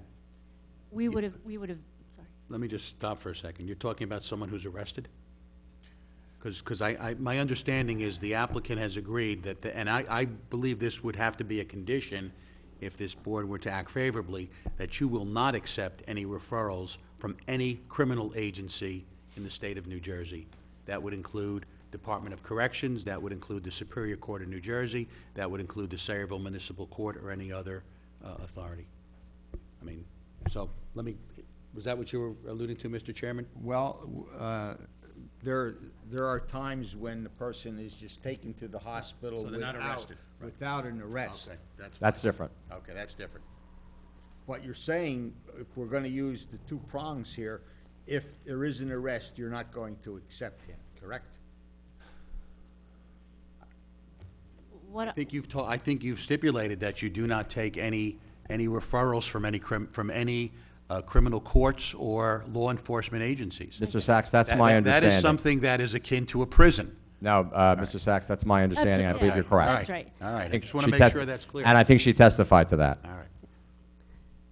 You Well, can you're clarify. not You know, a let criminal me- after you get arrested, you're a criminal after you're found guilty in court. There Right. is that Well, fine yeah, line. I mean, I don't think there could be a restriction of this site to not accept someone who has been convicted of a crime at some point in their past. And I think that's a screening process that I think this witness has testified to, so. That's correct. I don't wanna play on words when you talk a criminal arrest. I'm talking about someone who, let's say, is intoxicated, drunk, and disorderly, which is a very minor charge. Yes, there is an arrest there. He's being held against his will, or she's being held against the will. But taken to the hospital, and they say, let's call RCA up and ask if you take them. That's what I'm asking. Do you take those kind of referrals? are they still being held against their will? And are they sending us to be held against their will? No, we wouldn't take that. You wouldn't take that? No. Now, and again, I just want to be as transparent as possible. Do we take people that have been, whose lawyers say, you know, you've been, arrested for drunk driving, it would look good if you're in treatment? That's different. Okay, I just wanna make understand. sure. I That's a don't wanna- different, the I don't question, the wanna- question is, are we taking Make sure. referrals directly from No, we any? don't take directly from any criminal criminal- justice system. We're never in lieu of jail, never. Right, Yeah, that's, I okay, I want just that. want to make sure, I want to be as honest as, Well, you can be transparent, but I'm going to tell you, and I appreciate that, but I want it to be clear what stipulations could be imposed here if this board acts favorably, and I'm going to tell you that would be one of them, We understand. Chairman amongst Gr- others, but. Chairman Green, are you comfortable with that response? Yes. Okay. Any board have any other I have questions? a couple.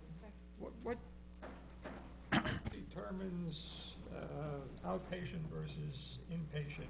It's a great question. There's a set of criteria from the American Association of Addiction Medicine, and they have very specific criteria, as do the insurance companies, as to what they will cover in inpatient versus outpatient. It's incredibly common that insurances will say they don't need inpatient, they need outpatient. In an ideal world, somebody gets some time away from the world to focus 24 hours a day on getting well, and then they get continued in the outpatient. We don't want to provide a higher level of care than they need, but we don't want to provide a lower level of care than they need. So we go by the ASAM criteria. Do you have patients who are inpatient, complete the program, and then go into outpatient? Yes, yeah, almost all of our outpatients are patients from our own facility. Okay. The second one is emergency treatment. Yeah. And you mentioned they would be transported to a hospital for treatment, and the transportation would be by private ambulance, or? Yes, Okay. yeah. Because we have a volunteer first aid squad. Well, actually, I'm sorry, because I thought you meant by private ambulances versus would RCA drive them. If there's an emergency, we're not going to drive them. So I'd have to learn more about that, but I could imagine it could be either. But I don't know enough to know that. What I do know is if there's a medical emergency, we're not putting them in our car and taking them because we want medical, high-level medical as fast as possible. And will there be any arrangements with a specific hospital? What we generally do is before we open up in an area, we go talk to the local hospitals and we talk to them about, in some places they'll say, no, you have to go here first, you go there first. So we try and make these liaison arrangements with the hospitals so that they know we're there, and that when they call, they're familiar with us. And I guess my final question is with regard to a program to detect collusion between a staff member and a patient. Yep. Got it. So we have a lot of things in place for that.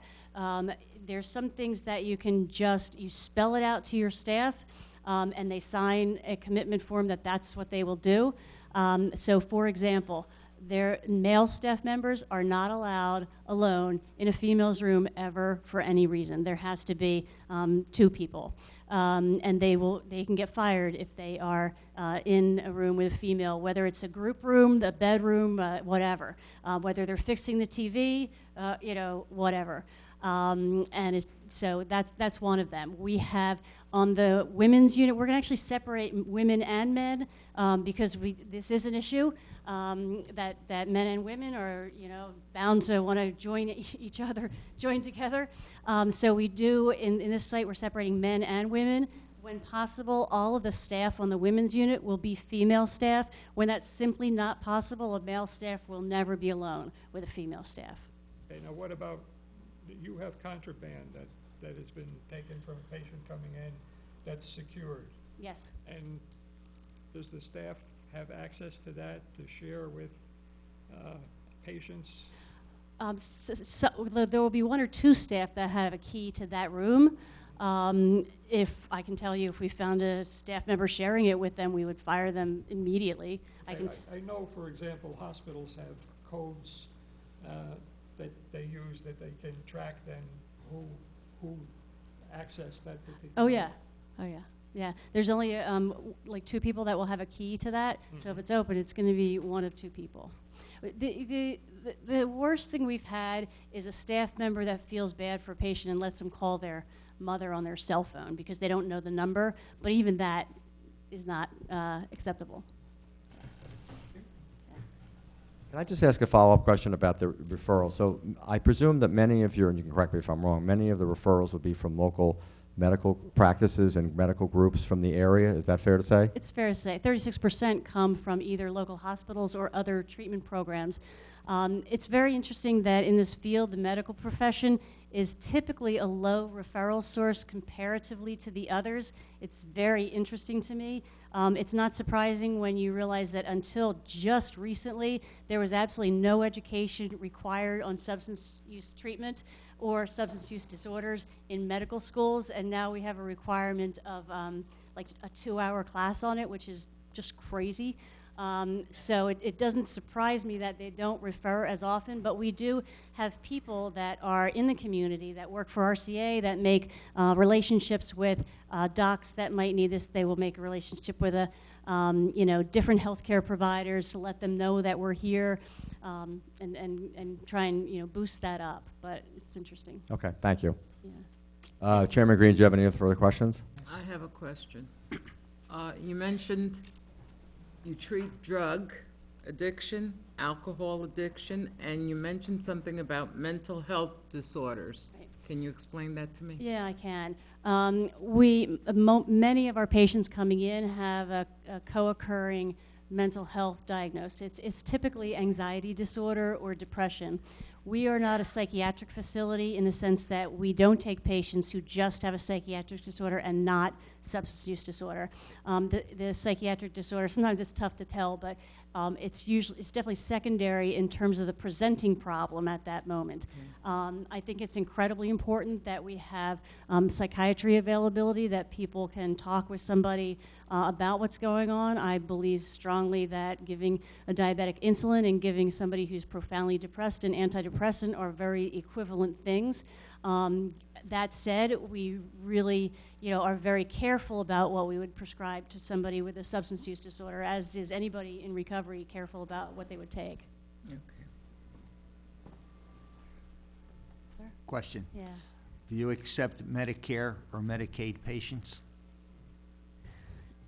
In 2 of our sites, we do, and in 3 of our sites, we don't. I think part of it depends upon the need, what's available, and whether or not we can get a good contract with them that allows us to treat them. I think that we do not have it planned for this facility.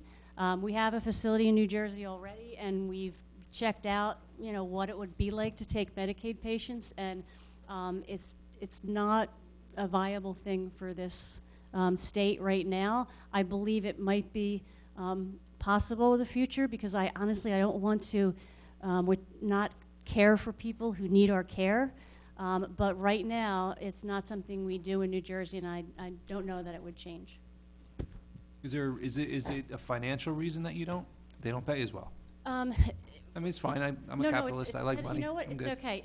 It's not the only reason. Part of it is some of the rubrics, but let me give you an example. Please. Medicaid may pay $200 a day Mhm. to treat a patient. It costs us $500 or $600, a day for our staff. Sure. We had another state that negotiated a way that we could break even with them, and so we want to be able to treat everybody with this disease. Okay, so it's not so much the financial status of the person, it's the payout of Medicare. Yeah. Okay, thank you. Yeah. That's good. Any other questions? I have a couple questions. As far as like the monitoring, the patients are monitored at all times, except for the bathroom? Right. Yes. You spoke about the cameras. Now, the nurses' stations, they have the ability to view some of the cameras? The camera guy actually is here. Maybe he can do more, but is he allowed to? Oh, I'm sorry. I don't know the protocol. We do have someone here who's familiar with our security system protocol. We can certainly have him brought up if need be. But why don't you ask your question, then we see where we can go from there.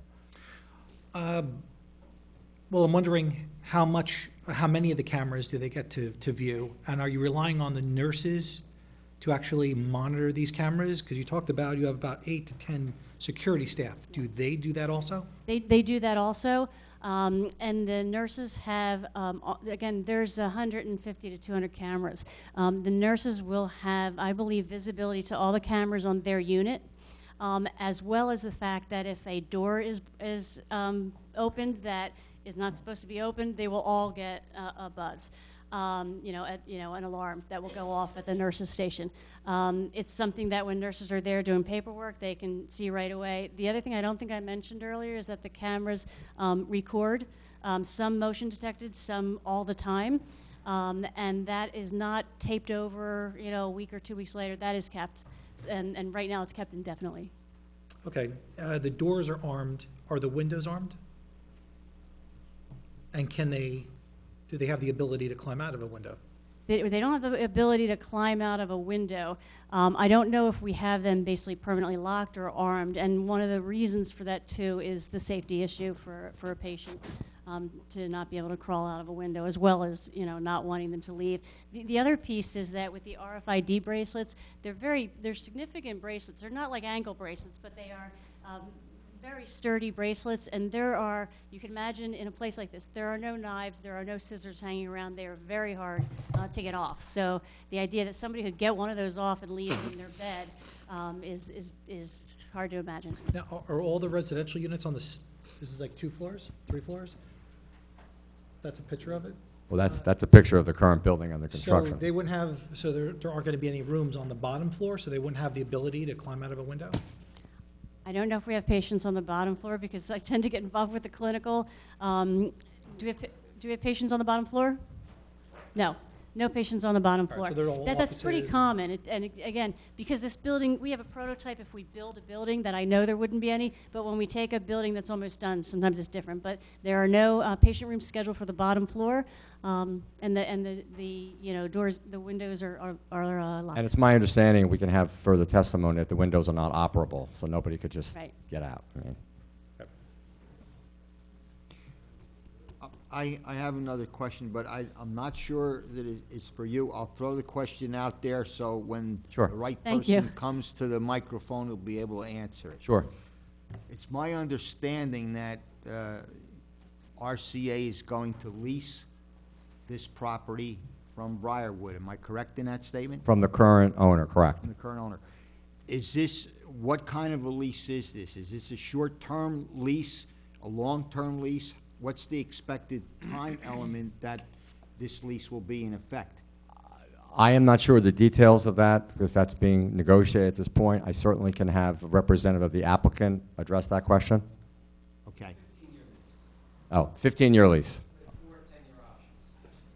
With 4 10-year options. Okay, That's what I was gonna say. so it's a long-term lease? Yes, Whose option? Yours, so theirs? Tenants, it would be the tenant's option. Okay. always would be the tenant's Yeah. option. Always? Yeah. Okay. Any other questions from the board?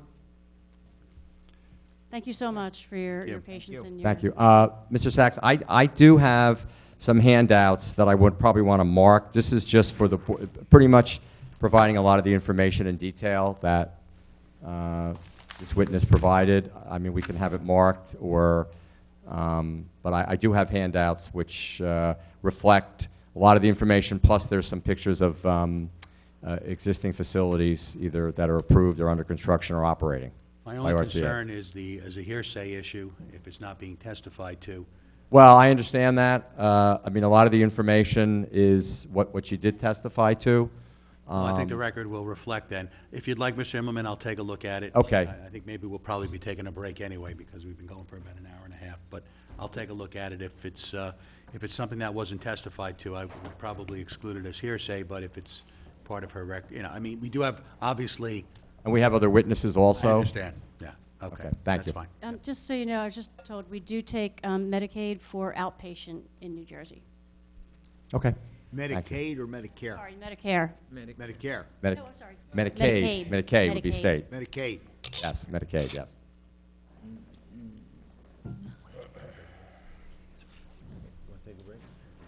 All right, take a 10-minute break. Done. We'll resume with your next witness. Thank you very much.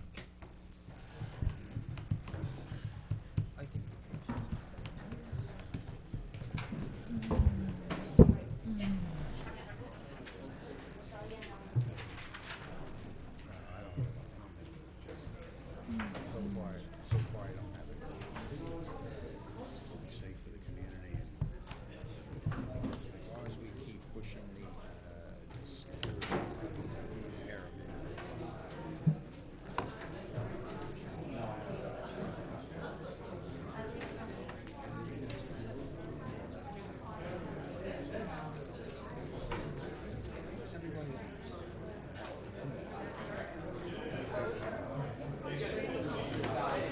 I think I have it already.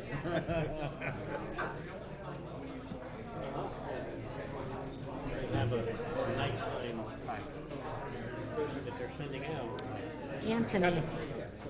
Somebody has to come. Anthony, I didn't bring your Atlantic City stuff because I thought you weren't gonna be. Yeah, 'cause we're closed Saying somebody has Friday. to come and pick them up. Okay. Take them. I just want. Second level prison. Right. Courthouse, or from the judge and say, I'm sure the neighbors. Well, if somebody goes like before a judge and the judge says, I want you into treatment, are they allowed? Yeah, I mean, that would be. They could attempt to. A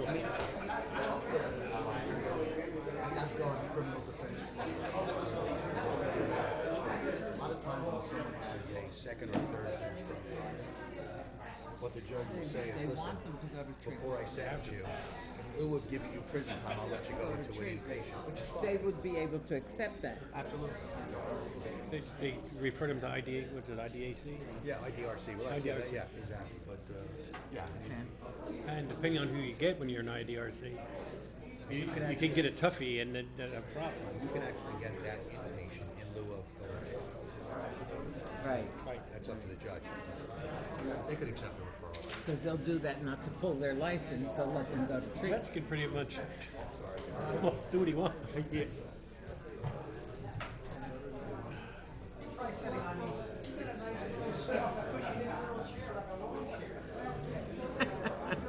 Happened to my brother, his second WI was 11 years after the first. The judge in town said, here are the factors of why I'm going to tell you what I'm going to tell you after your sentence. Says I'm supposed to give you 3 years. No way. And here's the reason why. 11 years after the first offense. Your own sister turned you in, and you were 0.1 over.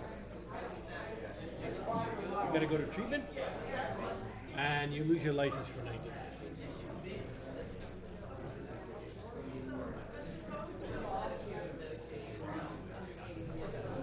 And I was even sitting there and going, is that legal?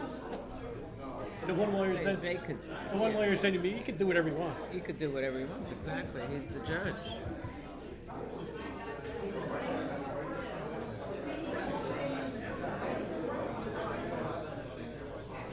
Sure.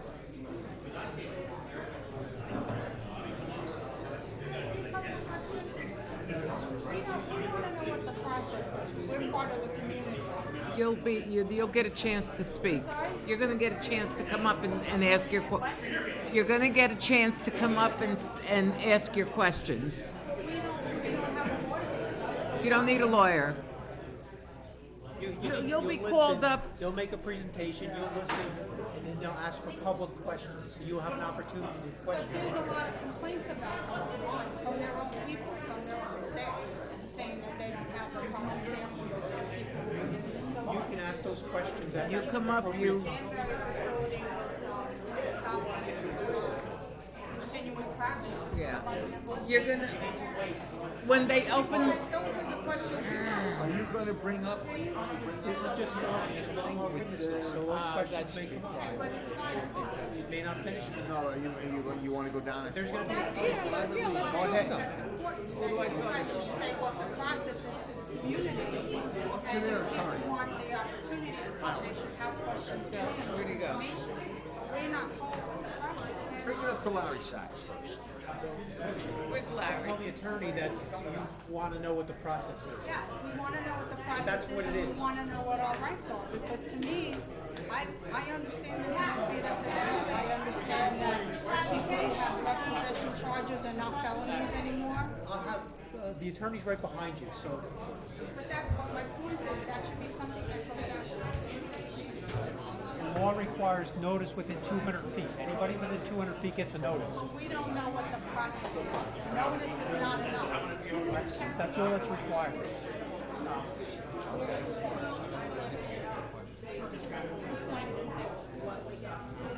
Spinnaker Point.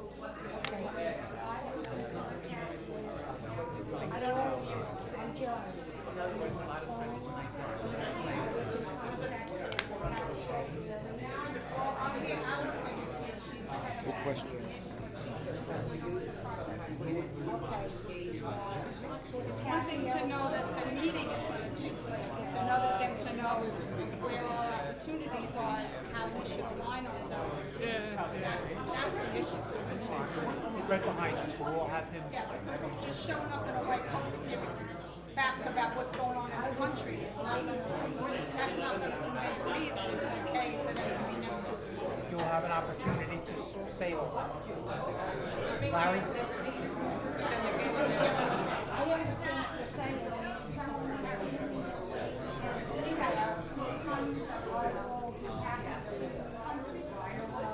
So they take him to the emergency room. Let me get a piece of paper.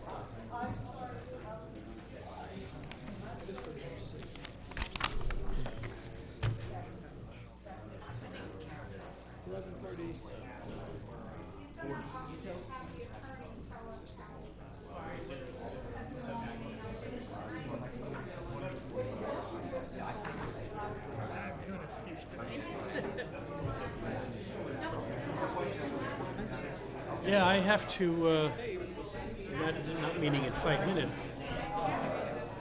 I can probably stretch it to 10:15. And I gotta run. Do they know that? I just told Joe.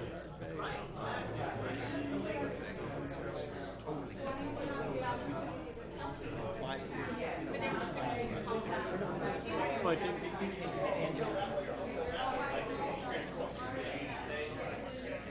I was counting 6 in it. Six and an If I wasn't going to make it, I'd call in and I'd say, listen, I've got a situation here. I'm going to be late.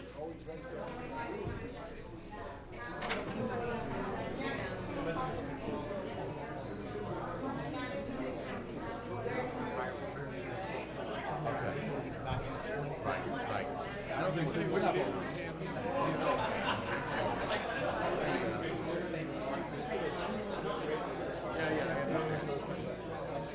Yeah, I'll mention it, yeah, okay.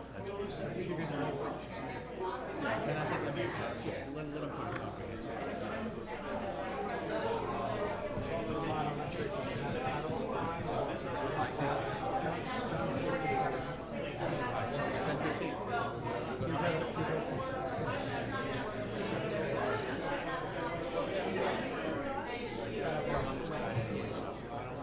Let me tell Ron.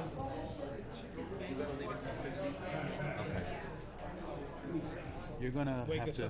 You're gonna have to cut off testimony at 10:15 because John has to leave. Right? We're not voting on this. He knows that. He's got 5 witnesses. We have to be here till 3 in the morning. We're asking for a second meeting. Well, it's gonna be a second meeting. Who wants a second meeting? They don't understand the process. I'm gonna explain, yeah. I told Larry to explain to them the process, so they know what to do. And by the way, Neither they don't have lawyers.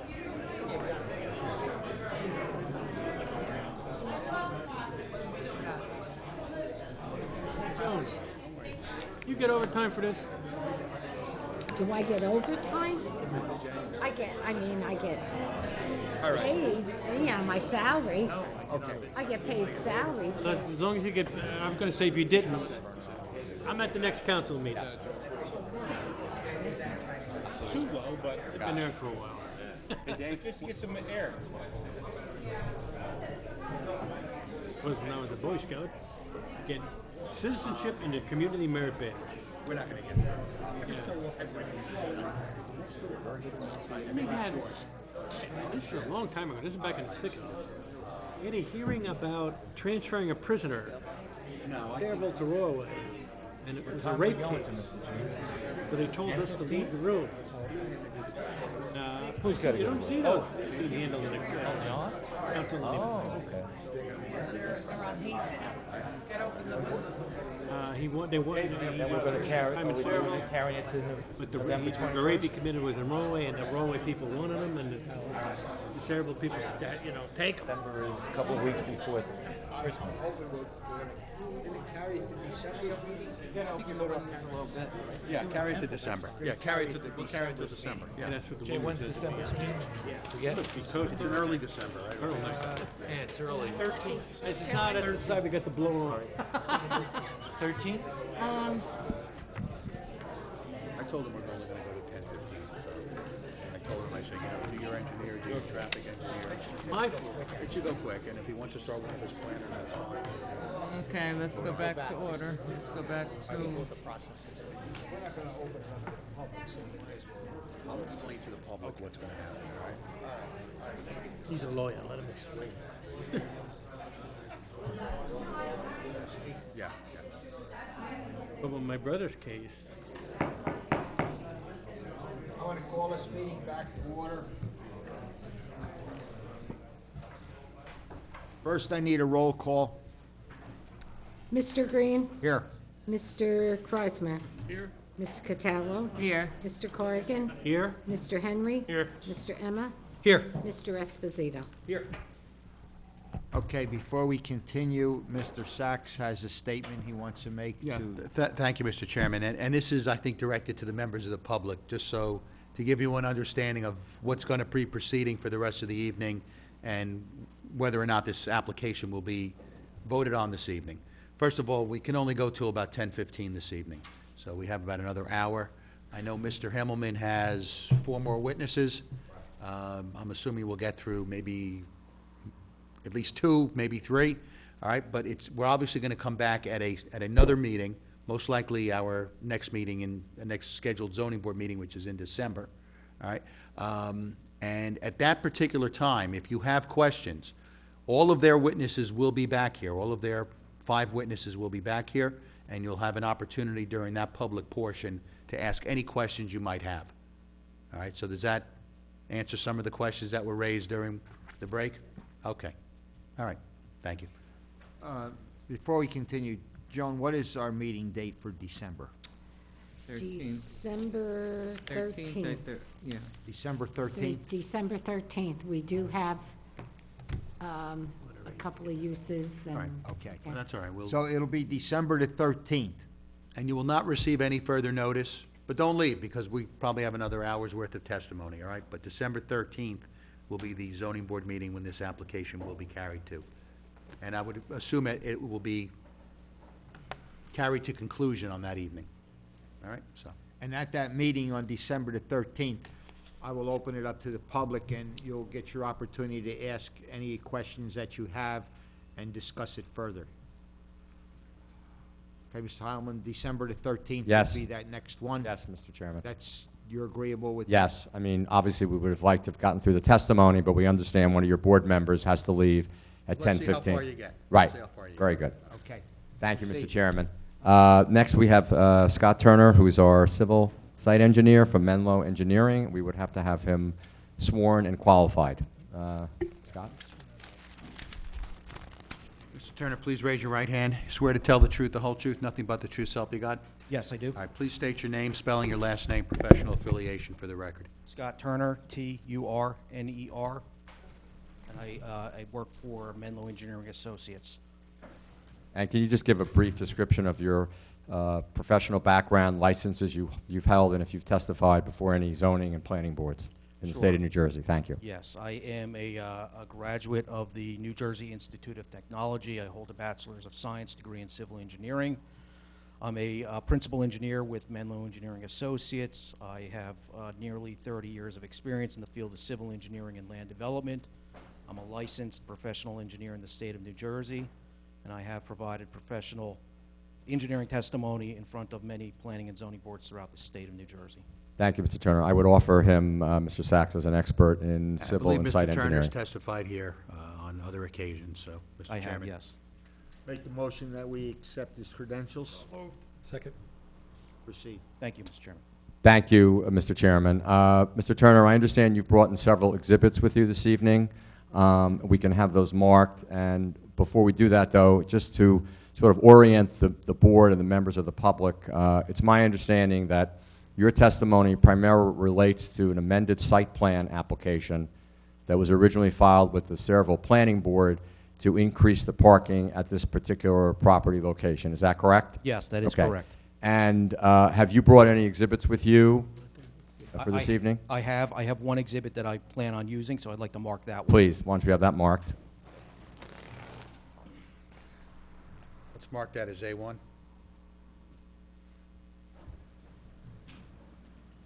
Marked as A1.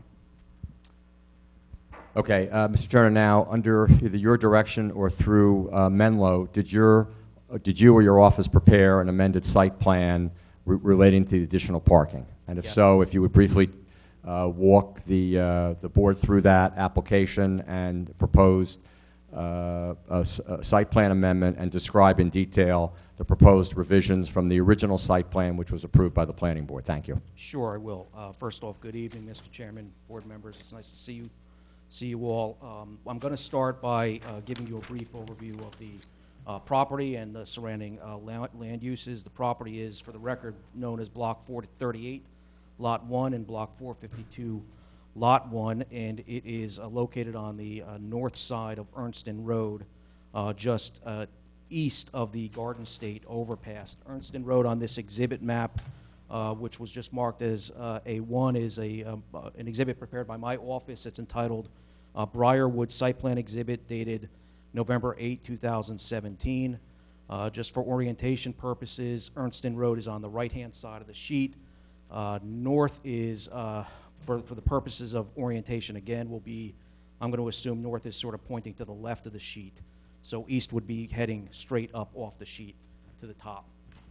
So again, the site is located on the northern side of Ernston Road, just east of the Garden State overpass, which is located just off the bottom of the sheet here. Property contains 6.69 acres. It's approximately 427 feet wide by 620 feet deep.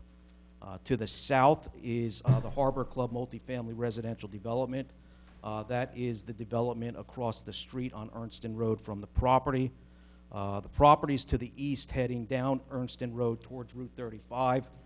Off the top of the sheet is primarily wooded properties, open water properties, until you get almost all the way down to Route 35, where you start to see the commercial development occurring.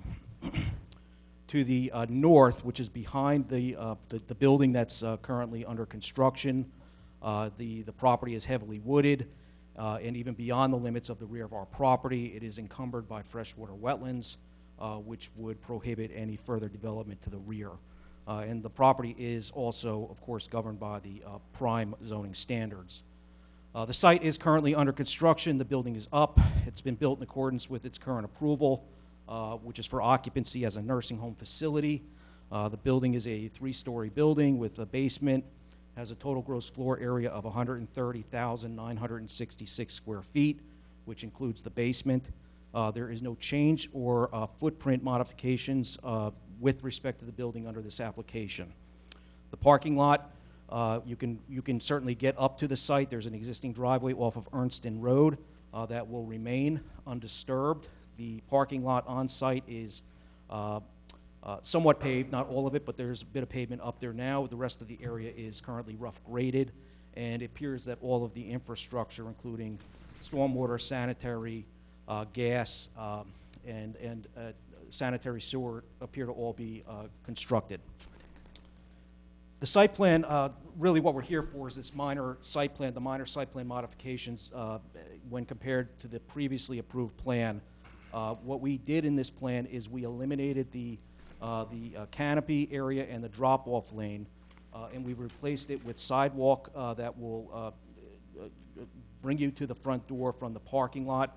The result of that eliminating that canopy is an increase of front yard setback from 223.6 feet, which was previously approved, to 229 feet from Ernston Road.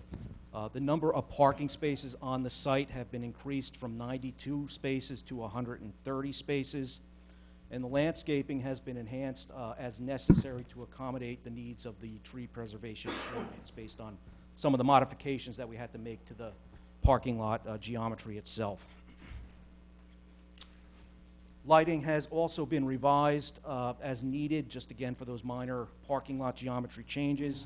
The lighting still follows the previously approved set of drawings, which included a lighting program of LED fixtures mounted at 25 foot high. Staff, I believe, has reviewed that material, and I believe it's been approved as shown on the plans. The revisions that I've just noted does result in a slight increase in impervious coverage on the site from 37.6% to 38.6%, which is still well below the allowable coverage on the site within the P zoning district, which is 85%. There's also a slight decrease in parking lot landscaping. It goes from 11% down to 10%, which again is still compliant with ordinance requirements. On-site vehicular movements have not been compromised by the changes that we made to the plan. We still provide complete circulation around the area. It has 360-degree circulation in the parking lot, all as proposed on the approved plans.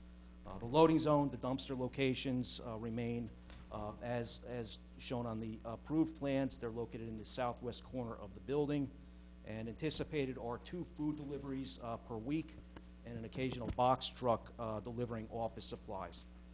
Refuse will be picked up as normal twice a week. Once again, the site is located in the P zoning district, the prime zoning district, and aside from the use that you'll hear testimony on tonight, the project does still comply with the bulk zoning requirements, except for the previously granted variance for building height. The permitted building height in the zone is 40 feet. The planning board previously granted a height of 42 feet, and there was a waiver also previously granted for the number of loading zones, where we provide 1 on the site plan where 7 are required, and there's certainly no need for 7 loading zones for this particular use. So from a site planning standpoint, it's my view, in my opinion, that there is no substantial detriment to the public good with respect to the changes that we've made to the site plan, and all of the changes have been made and designed in conformance with township standards, and I don't believe they require any additional technical relief. Mr. Turner, just a couple of follow-up questions, and just addressing, I think, Mr. Cornell in his memo of October 25th, 2017. He just wanted you to explain, or the applicant explain, the reason for the request for the additional parking, if you could just elaborate. Sure, yeah, and as you heard with testimony before mine, is the reason for the additional parking spaces is to support the additional staff that will be on site. I believe the maximum on a shift would be 115 employees, and that leaves an additional 15 parking spaces for visitors and or the occasional drop-off that occurs. Great, and just one follow-up question. So is it your professional opinion that the proposed site modification, site plan will have any negative impact to the site as originally approved as a nursing home, for example, stormwater impact, buffer requirements, lighting, landscaping, et cetera? No, I believe we've addressed all of those requirements. Thank you very much. Mr. Chairman, I don't have any further direct questions for Mr. Turner unless you or the members or your staff. Mr. Sachs? Yeah, I just have one question. Mr. Turner, can you just show the board the area where the additional parking is going? Yes, the additional parking has been located primarily where the previously approved plans had shown the drop-off lane and the canopy, which is located where the 2 handicap parking stalls are shown, obviously on the northerly side of the parking lot, sort of midway where the main single-story entrance is into the building. Okay, thank you. Thank you very much. Quick question. The last witness talked about inpatient, outpatient, how they're not mixed. Are there separate entrances for those? I believe I did. I will tell you that I think I heard that there were separate entrances, yes. That's my understanding as well. Where would they be on the... I think, I'm not sure where they are. I'm hearing that they're right next to each other, whether that's at the main entrance or down at the entrance further to the west. We'll get that answer for you. I don't want to guess. The food deliveries, box truck deliveries, or tractor trailers? Food deliveries will more than likely be by way of tractor trailers. We've modeled that. And similar to the prior plan, the geometry of the parking lot has been designed to accommodate a tractor-trailer movement. Because I know the original property, the ramp, they used to get deliveries by box truck, and then they went over to tractor trailers, and they had a great deal of difficulty getting trucks around that curve back down into Ernstine Road. Yeah, and we did model that. I have been told that they are the smaller tractor trailers. They're not the extra large tractor trailers that you see on the interstates. They are the smaller versions. I have no issues with them getting in and out of the site. If I could, Mr. Now, will there be any improvements to the driveway from Ernstine Road up, or? No, there are no improvements proposed other than what was previously shown on the approved plans, which basically include some landscape enhancements. Okay.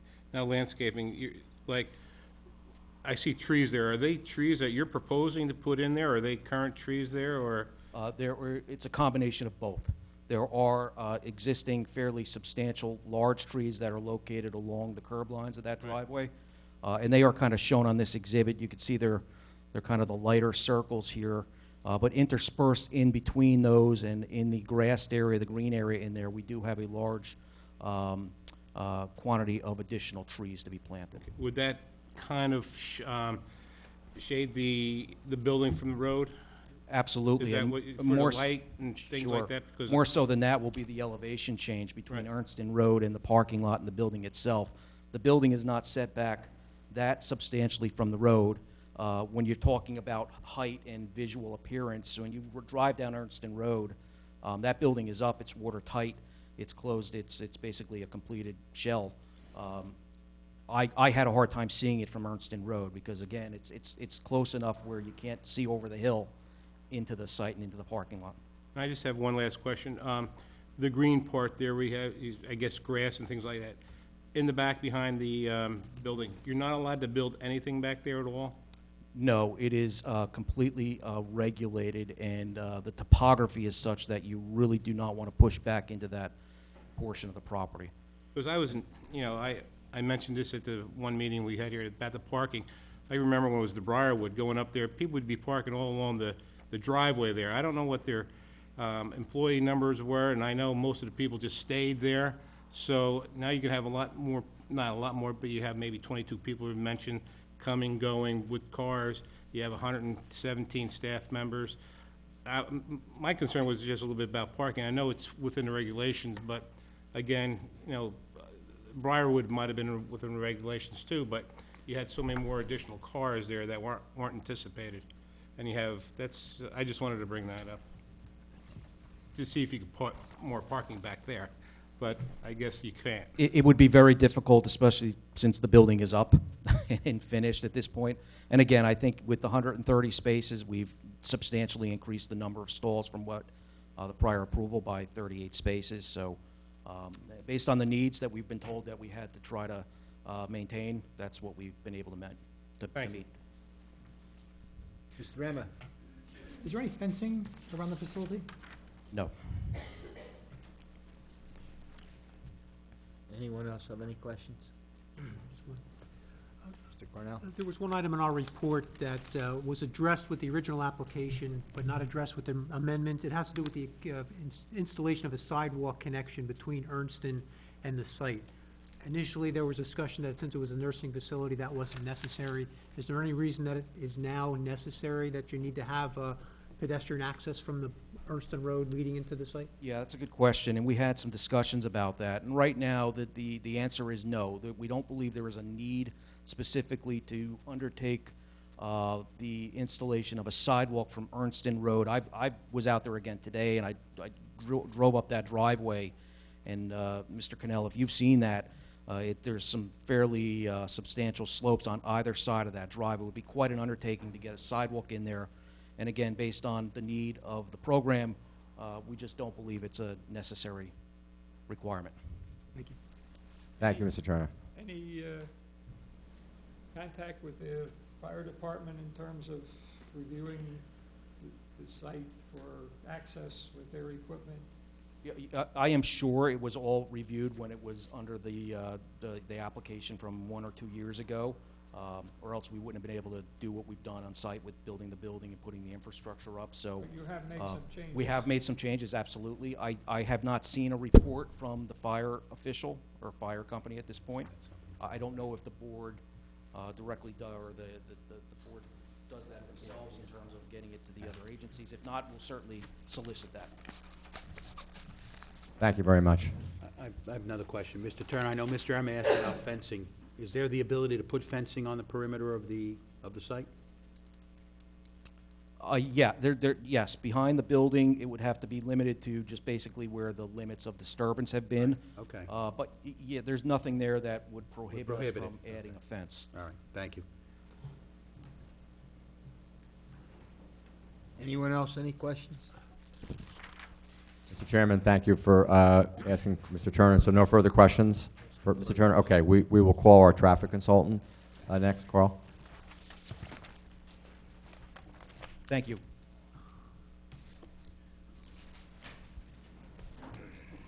Mr. Penke, We'll have please to- raise your right hand. Swear to tell the truth, whole truth, nothing but the truth, so help you God? Yes, I do. All right, please state your name, spelling your last name, professional affiliation for the record. For the record, my name is Carl with a K, Penke, P as in Peter, E-H-N-K-E. I'm a vice president with Langen Engineering and Environmental Services. By way of qualifications, I am a registered professional engineer in the state of New Jersey, as well as several other states. My area of expertise is traffic engineering. I've been practicing for over 33 years, registered in New Jersey since 1992, and I've appeared throughout the state, and including in the borough.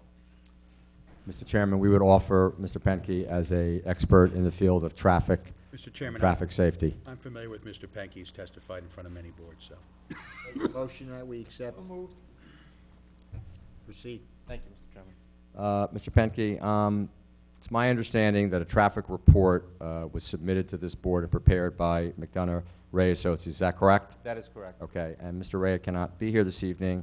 It's my understanding that you're here testifying on his behalf relative to the findings of that report, correct? That is correct. Okay. And you've had an opportunity to review that report and analyze it? Yes, I've had an opportunity to review the report, the data published therein. Also, I've had the opportunity to visit the site, to converse with the applicant and the operator, listen to the testimony you heard this evening, as well as to independently check the calculations of Mr. Ray's report so that I was comfortable appearing before the board on his behalf this evening. Okay, and what conclusions and findings does the McDonough Ray report reach about traffic impact and the level of service concerning the proposed facility? If you would Sure. Go into that detail. Yeah, so very basically, it's a very straightforward report. This board has heard from traffic engineers in the past. The report documents a collection of data that was undertaken along the site frontage at Ernston Road in order to record traffic flow along the roadway system. In addition, in order to project and understand the traffic flow associated with the proposed use on this site, the best opportunity was to go and monitor an existing facility. As you heard earlier this evening, there are several existing facilities that are similar, that have outpatient services, one being in Mays Landing. The report documents a week-long traffic monitoring program that was conducted of that facility to understand the traffic operating conditions. That data was utilized to project the amount of traffic that we would anticipate coming in and out of this facility, particularly during the peak hours. And what was identified by the review of the data from Mays Landing, as well as the data along the site frontage along Ernston Road, was that the peak periods where the traffic would have its greatest impacts would occur generally between 8 and 9 in the morning, which also coincides with the roadway peak. That's the period in the morning when there is activity associated with your administrative staff coming in, some of your therapists are coming in. Your nursing staff really has come in a little early. As you heard, they're generally coming in starting at 6 in the morning, but you have that morning activity. And then the evening activity is actually a little offset to the roadway peak. The roadway peak here is generally occurring from 5:30 to 6:30. The facility peaks at about 4 to 5. And what's happening at that point in time is you have your daytime nursing staff leaving, your therapists leaving, your administrative staff, as you heard, 8 to 4, 8 to 4:30 are leaving. So that's the critical period for when this facility would have its largest traffic loads, coinciding with higher traffic loads on the adjacent roadway system. So utilizing the Mays Landing, utilizing the projected difference in staffing between the two facilities. Mays Landing is a smaller facility, but as you heard, there is a distinct ratio as to how these are operated, 1.6 employees or staff to patients, so it is a direct comparison. We're basically able to project the amount of traffic in and out of the site. So during those peaks, as documented in Mr. Ray's report, and I concur with his projection based upon some calculations I did, we would anticipate about 70 vehicles coming in over the course of that 8 to 9 hour and about 30 exiting. And it's actually about the reverse of that in that evening hour from 4 to 5. As you are aware, this facility has existed for some time in some form. The driveway has been there and served the functions to a nursing home. So the location is established. It's not a new point of access on the roadway system. I've visited the site and the driveway. The driveway is actually well established. It has great sight lines as you're leaving the driveway, even though it does have some tight geometry as you move up the hill to climb up to the plateau that the facility is located on. As you approach Ernston Road, you have great sight lines looking to the left and to the right. And basically utilizing the data, the traffic projections, the existing traffic flow on the roadway, we're able to analyze the operation of the driveway and determine how it'll operate and function. And as documented in the report and as I've independently confirmed, we're basically expecting that left turns into this facility will operate at very good levels of service, very little delay, without any queuing on Ernston Road. And leaving the facility, again, is projected to operate in B and C levels of service. Higher levels of service basically means there's very little delay in queuing on the driveway approach, and that people will be able to find the appropriate gaps to enter the driveway. We do expect about 2/3 of the traffic to head to the west, to the regional road network and Route 9, with about a third heading toward Route 35 into the east.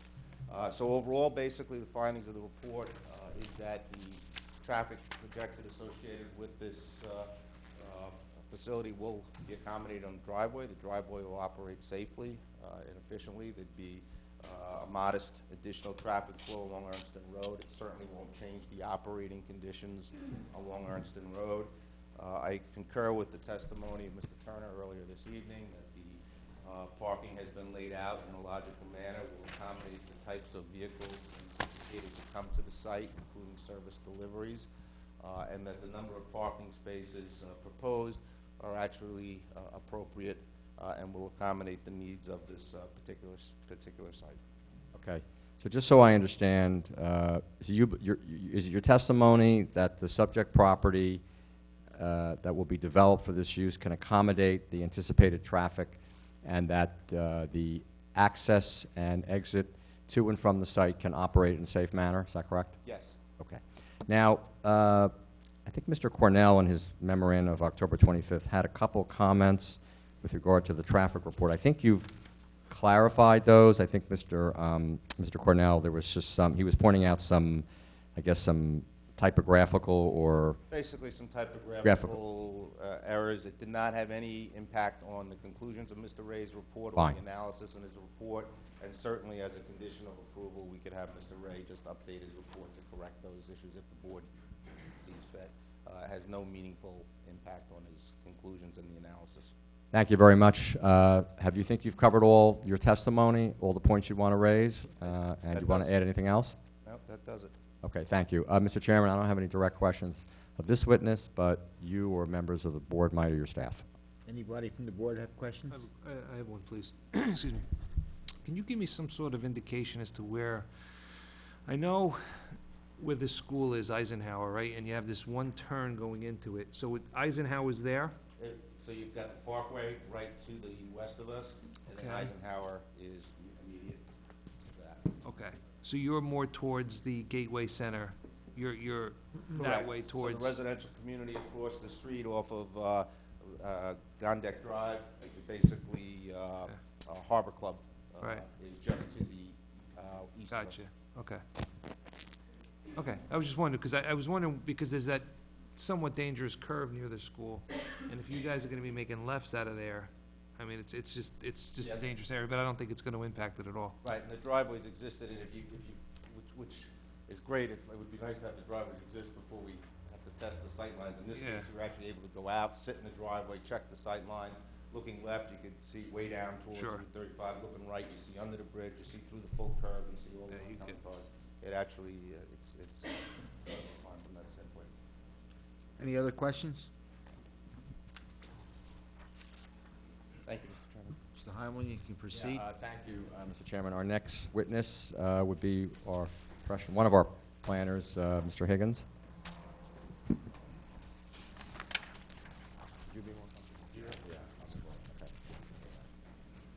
Mr. Higgins, please raise your right hand. I'll swear you in. Swear to tell the truth, the whole truth, nothing but the truth, so help you God? I do. All right, please state your name, spelling your last name, professional affiliation. for the record. James W. Higgins, Higgins. I'm a licensed professional planner in the state of New Jersey. Thank you, Mr. Higgins. If we could just qualify you as an expert, can you give a brief description of your professional background, education, and licenses that you hold, and we will hopefully admit you as a qualified planner. Surely. I've been a licensed planner in the state for over 40 years. I have a Bachelor of Science degree from Rutgers University in landscape architecture. I've testified before several hundred boards throughout the state, superior courts in at least 5 counties. I've been accepted as an expert before all those boards, before Superior Court, and I've been recognized by the state Supreme Court as an expert in the field of planning, and I've been recognized by this board as an expert in the field of planning. Okay, I make a motion that we accept his credentials. Can I have a second on that?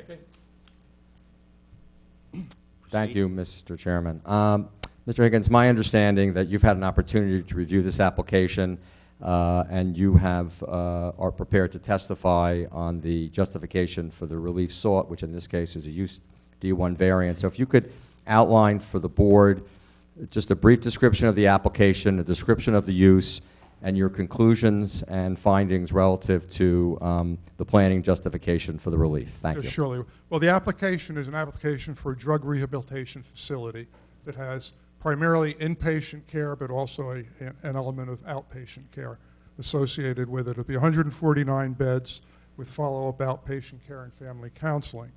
They'll provide 24-hour medical and social care for extended periods of times for individuals. That'll include skilled nursing care, interdisciplinary care planning, cognitive therapy, social services, psychiatry and psychotherapy services, diabetic management, pain management, diagnostic lab work, movement therapy, development of social supports, all the things you would expect to have in a facility such as this.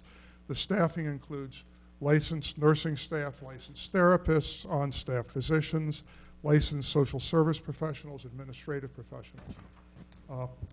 The site is in the prime zone.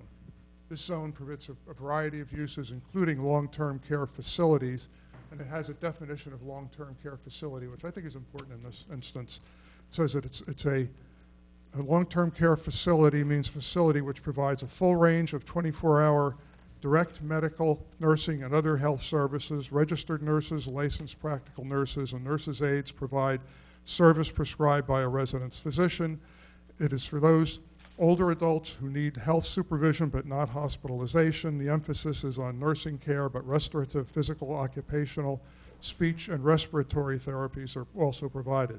This level of care may also include specialized nursing services such as intravenous feeding or medication, tube feeding, injected medication, daily wound care, rehabilitation services, and monitoring of unstable conditions. And that your zoning officer has determined that this facility is not a long-term care facility, which is why we're here asking for a D1 variance at this point in time. However, I think it's important to note that many of the facilities, many of the uses in this facility are indicative of a long-term care facility and very similar to a long-term care facility. The application does require a D variance, and a D variance requires 2 separate prongs of proofs. One is the positive criteria, that there is a positive, a special reason for the granting of the variance. The second is that there is not going to be any substantial negative impact. In this instance, the use, I believe, and I think it's fairly clear, is an inherently beneficial use. An inherently beneficial use is a use that, and quoting the land use law, fundamentally serves the public good and promotes the general welfare. In this instance, the use provides medical, therapeutic, rehabilitative, educational, and recreational services under medical and nursing supervision as well as doctor's supervision, and to meet the needs of participants in need of rehabilitation. So clearly it's a facility that both serves the public good and promotes the general welfare and qualifies as an inherently beneficial use. Where it's also a use that's licensed by the State Board of Health, as has been discussed earlier, and that there is a strong public policy in the state and now in the nation, because the federal government has recognized that the opioid crisis is a crisis that has to be dealt with nationally, not just in New Jersey. But there's a strong public policy in the state to treat drug addiction that has been codified, as Mr. Himmelman talked about earlier. If you have NJSA 30:6C1, which provides that is declared to be the public policy of this state that the human suffering and social and economic loss caused by drug addiction are matters of grave concern to the people of the state, and it is imperative that a comprehensive program be established and implemented through the facilities of the state, the several counties, the federal government, and local and private agencies to prevent drug addiction and to provide diagnosis, treatment, care, and rehabilitation for drug addicts to the end that these unfortunate individuals may be restored to good health and again become useful citizens of the community. So that's one policy of the state that's very clear. Another is NJSA 26:2BB-1. That's a statutory scheme established by the Government's Council on Alcohol and Drug Abuse. And it provides, quote, the legislature finds and declares that alcoholism and drug abuse are major health problems facing residents of this state. The full resources of this state, including counties, municipalities, and residents of the state, must be mobilized in a persistent and sustained manner in order to achieve a response capable of meaningfully addressing not only the symptoms, but the root causes of this pervasive problem. Clearly, when you look at all this, what the application is proposing here is a use that serves the public good and promotes the general welfare and is an inherently beneficial use. And again, as Mr. Himmelman discussed earlier, the Supreme Court in the Sika case determined that there would be a four-step process for boards to look at in determining whether or not an inherently beneficial use, once they find it's inherently beneficial use, whether that use should be approved by the board. And that first of all, the board should be aware, I was Dr. Sika's planner in that application. However, I can't take credit for that four-step process. That was developed during the court case by the Supreme Court. It was not developed during the course of the application. Kudos to you, Mr. Higgins. What's that? Kudos to you, then. But the first step is establishing the magnitude of the benefit. And in this case, clearly, there is a great need for this use. It's been established by the state and the federal government that there is a crisis, and the crisis has to be addressed. I did look up online, and I apologize. I thought I had the documentation for this with me, and I don't. But at the next hearing, I will provide it if the board so wants it. But in 2016, the overdose deaths exceeded 2,000, which is up 30% from 2015 in New Jersey. And the deaths in New Jersey were 3 times the national average and have increased 700% in the last decade. So clearly, that shows that there is a great need for what's being proposed here. The magnitude of the increase of the overdose deaths, as well as the increase in the individual and family distress that accompanies the epidemic of drug addiction, exceeds the ability of the existing proposed treatment facilities to adequately address the problem. Clearly, when you have both the federal government and the state government identifying that this is a crisis that has to be addressed, it's clear that the facilities that necessary to address this crisis don't yet exist. They have to be developed.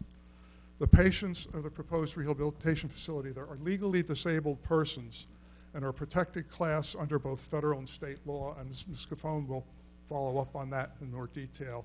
But clearly, again, as Mr. Himmelman discussed earlier, those protections require that the state provide for reasonable accommodations for this use, for helping these people, for providing a place for them to live during rehabilitation, those types of things. And finally, the federal and state governments have recognized the crisis and have instituted legislation and a number of programs to combat the epidemic. So when you look at the magnitude of the benefit, this will be 149 beds that don't currently exist that are needed, very badly needed. The magnitude is substantial in terms of the benefit to the public. With regard to determining the magnitude of potentially negative impacts, you would look at aesthetics and what's being proposed here. First of all, the building and the site is really separated from surrounding properties, not readily visible. So aesthetics isn't a real concern, but when you look at the building and the improvements proposed for the site will be very attractive, even though it would be more from internally than from externally, because it won't be that readily visible from the street or from surrounding properties. The second would be noise, and clearly with this type of use, there's not going to be any significant noise that would impact surrounding properties. The third would be traffic, and you've just heard traffic testimony that there's going to be no substantial negative impact with regard to traffic.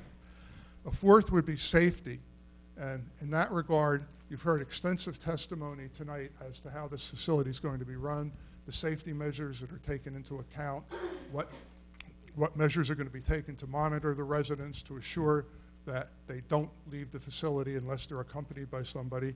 And the fact that the facility is licensed by the state and will be monitored by the state, I think is an additional assurance that safety is not going to be a significant concern. The last would be the impact on zoning. And as I said earlier in my testimony, this use is very similar to uses that are permitted in the prime zone.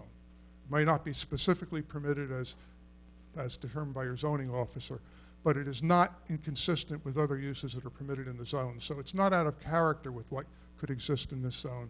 And therefore, the use itself, I don't think, is contrary to what your ordinance anticipated for the zone. In addition, the layout of the building, the layout of the site, should 15 years from now, this applicant decided he needed a bigger facility, decided this facility for some reason wasn't working for him, wanted to leave it. The building is laid out perfectly for a nursing home, for a long-term care facility, other uses that could exist in the prime zone. So it's not going to have a substantial negative impact, either short-term or long-term, on your zoning ordinance. So when I look at that, I don't think there are any substantial negative impacts that are associated with this application. The third prong is to provide measures to mitigate those impacts.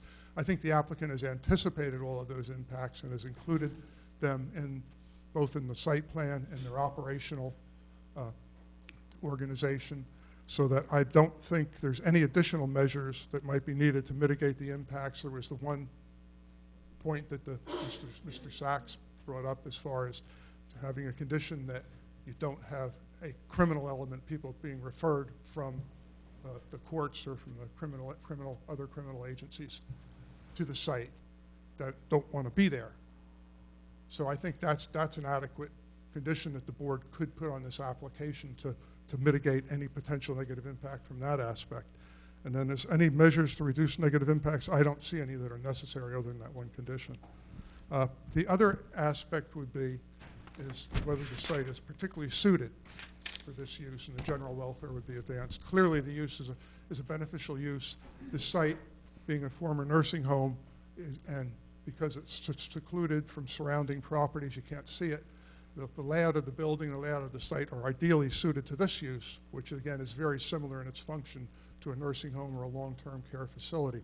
So I think the site is particularly suited to use and the general welfare is advanced because of that particular suitability. And again, as described above, I don't think there are any substantial negative impacts. So in that regard, you could make one finding or the other as far as the positive criteria and the negative criteria. Mr. Higgins, just a few follow-up questions. Can you describe for us that I understand you reviewed the relative ordinance in the borough, and if a drug and alcohol facility is permitted anywhere or in any zone district? No, it is not permitted in any zone. in the borough. Okay. And that's after your review of the ordinances? Yes, yes, and I think that also goes to the benefit of this use and the magnitude of the benefit. Okay, just wanted to ask you a couple of follow-up questions, so just so I understand your testimony. So your testimony is that this particular use is inherently beneficial, and that in your opinion, both the positive criteria and negative criteria have been satisfied? Yeah, in fact, it's my opinion that this use, in terms of being inherently beneficial, is one of the most inherently beneficial uses that you can have, because there is a crisis. There's a crisis statewide, there's a national crisis, and this is directly addressing that crisis. And I think it's the holy grail of inherently beneficial uses, if I could use that term, as a planner. Now, you also discussed a reasonable accommodation. Yes. Is it your opinion that because of the state and federal law, you believe that the approval, if the board should so grant this use variance, would satisfy that reasonable accommodation? Yes, it would. Okay, and why is that? Why? Because right now, the use is not permitted anywhere in the borough. And in order to provide reasonable accommodation, it has to be permitted somewhere in the borough. And the site is ideal for it because of the layout of the site, the fact that it's not readily visible from surrounding properties. The building is situated and well-suited to the use. And to provide it here, I think, is a very reasonable accommodation for this use, which is a necessary use. Okay, now under the SECA four-prong test, you mentioned the balancing aspect of the balancing test. And is it your testimony that we satisfied the balancing test to the extent that any negative impacts are de minimis and the public interest is urgent and immediate? Is that your belief? Yes, that, and I think it's important for the board to understand, too, that under the SECA test, the balancing is different than what you're normally used to. Normally, the benefits have to substantially outweigh the detriments. Under the SECA test, the detriments have to substantially outweigh the benefits if you're going to deny the application. In this case, the benefits do substantially outweigh the detriments. The detriments are minimal, in my opinion. The benefits are substantial. So I think either way you look at it, but when you have to look strictly under the SECA criteria, you're supposed to look at whether or not the detriments substantially outweigh the benefits. And in this case, the benefits substantially outweigh the detriments, so the balance is way in the other direction.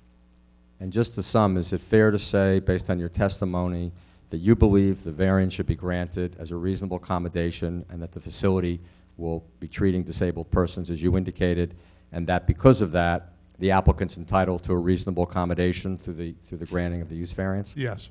Okay, thank you. I don't have any direct questions, further questions of Mr. Higgins, but board and your professionals might, Mr. Chairman. Any questions from the board? I have a couple of questions. Okay, granted, we have a situation which obviously needs to be addressed in terms of the drug problem. On the other hand, we have a situation where we have an aging population in the country, which would be served by another nursing home facility. Do you see a difference between those two? And the next question is, when you say there is no zone in the community that would accommodate this, does the community have to have a zone for this kind of situation? That's taking your last question first. It's my opinion that the community has to make reasonable accommodation for this type of use. So I would say yes, you have to make reasonable accommodation, particularly since you have a site that's so well suited to this use. Why does the community have to make the accommodation? Because these people are protected under federal and state law, and because they have those protections, you can't exclude them. And if you don't permit it somewhere in your community, you're excluding them. So therefore, you're in violation of the protections that are provided in those state and federal laws. So every community has to have a provision, they should make accommodation, yes, for this type of use, yes. That doesn't mean it has to be there. They have to make accommodation for it to be there.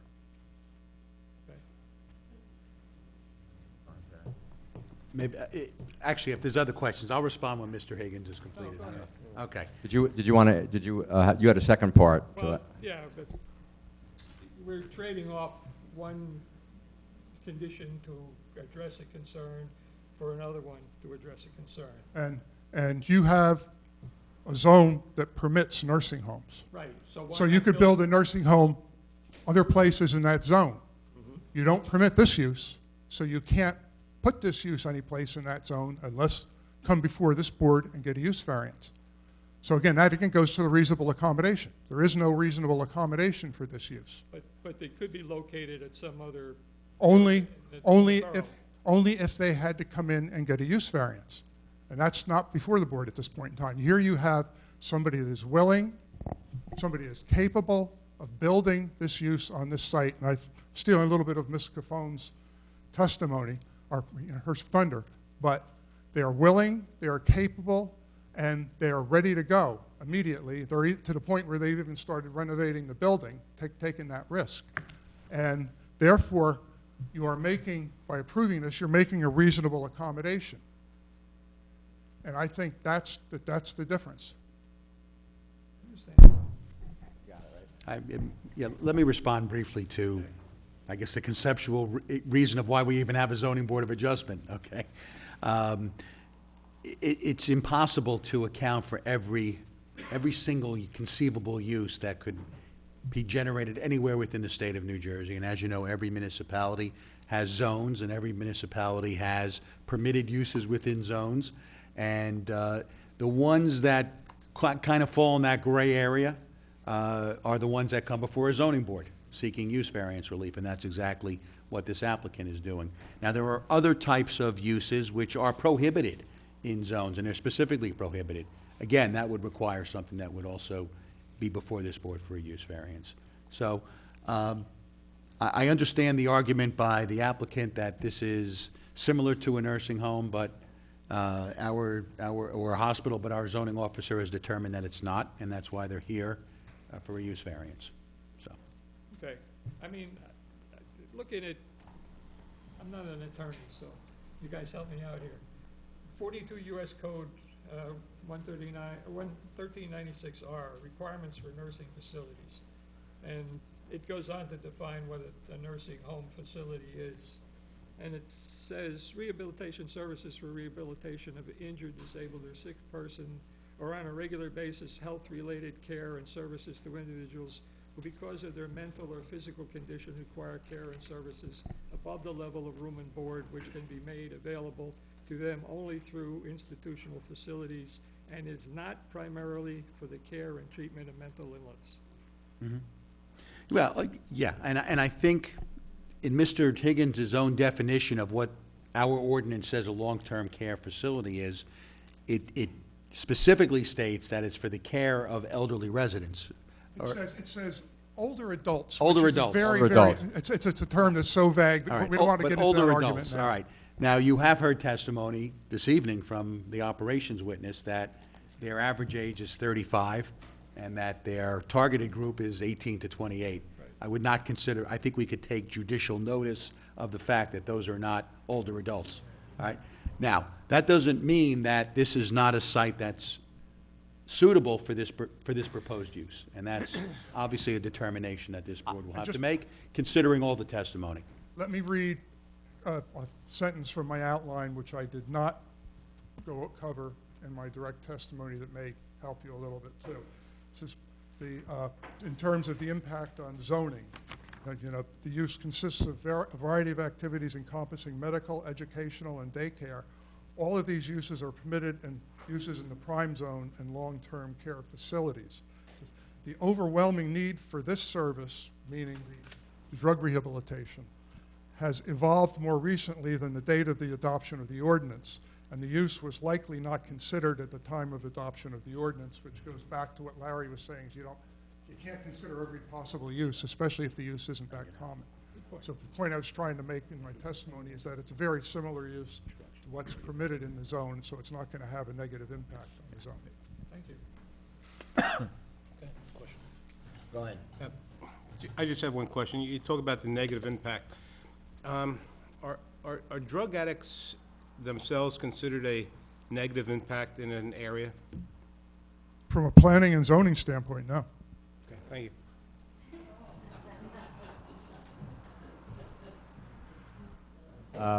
Let me comment on that. Yeah, just qualify it. yeah. That's if they're in a facility where they're being rehabilitated. Right. Clearly, if they're out on the street and they're destitute and they're wandering around and affecting neighborhoods, yeah, then they'd be negative. But when they're in a controlled environment and a facility where they're being rehabilitated, they're not considered a negative impact. Well, when we're talking about negative detriment to the surrounding community, we're talking about impacts of traffic. We're talking about impacts of aesthetics. We're talking about impacts of lighting, noise. Those are the impacts we're talking about that would be negative impacts.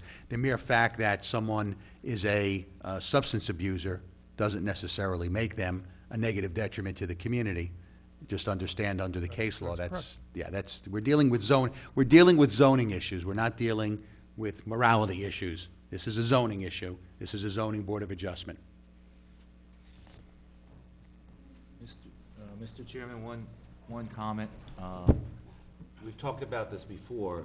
Our ordinance has some obsolete items in it because it was approved in 1999. That's now a significant amount of time.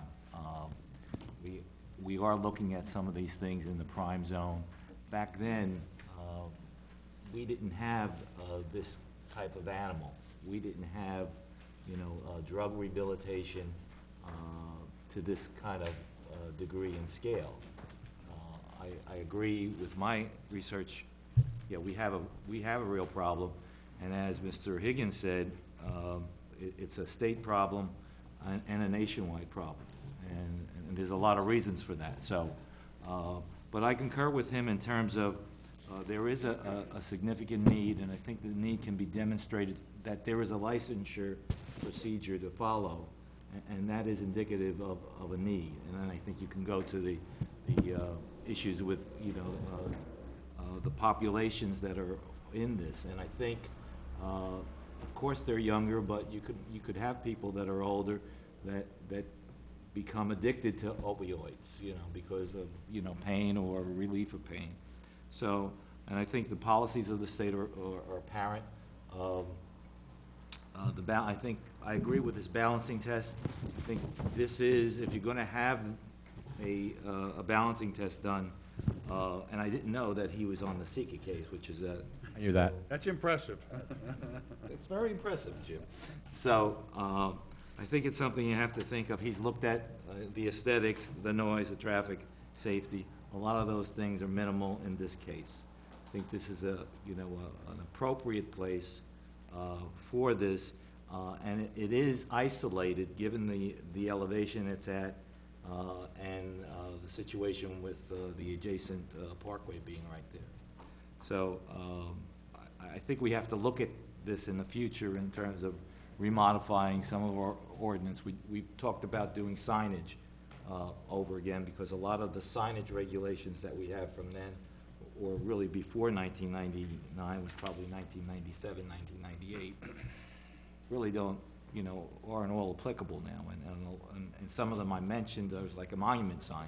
We don't have a monument sign in the ordinance, so every time you have to give a waiver for that if somebody comes in with an office situation and wants a monument sign at the entrance of the building. So I concur with Jim, and I agree with his opinions. Okay. Any other questions? Mr. Chairman, I just wanted to thank Mr. Higgins, because when I first got involved in this application, I realized the significant planning and zoning issues, as Mr. Sachs alluded to, and I felt and recommended to the client retaining somewhat of Mr. Higgins' stature, because this is, a complicated and complex problem, and I just wanted to personally, on the record, thank him for his time and his testimony, and I think it was well done. Thank you. Mr. Simlin, you have another witness who I don't think we're going to get to this evening. It appears that, Mr. Corrigan, you have to leave, I understand. So, Mr. Sachs, I will respect that. All right, so, Mr. Chairman, I know before we resumed for the, after the break, The applicant has agreed to come back on December 13th? Correct. All right, so on December 13th, you will have Ms. Cafone, who will testify, and also your other witnesses will be available? that Everyone will evening? be back on the 13th, correct? So this way, if the members of the public certainly will have an opportunity to comment and ask any questions of the witnesses. All right, so again, there'll be no further notice with respect to this application. December 13th, it will be carried to. Thank you. Mr. Chairman, I just wanted to thank you and the members of the board and your professionals for holding this special meeting tonight. And we very much, the applicant very much appreciates that, and I presume the public does as well. So thank you. We'll see you on the 13th. Have a good evening.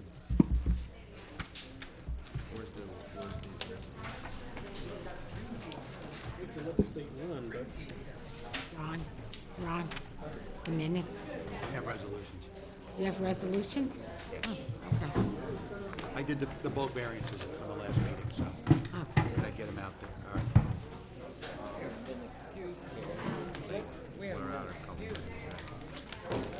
I have. Are we gonna approve the minutes of the last meeting, or we can wait until, You want to do the resolutions in the minutes at the next meeting? We could do that. You know what, do them at the next meeting. It's fine. No problem. We'll do them at the next meeting.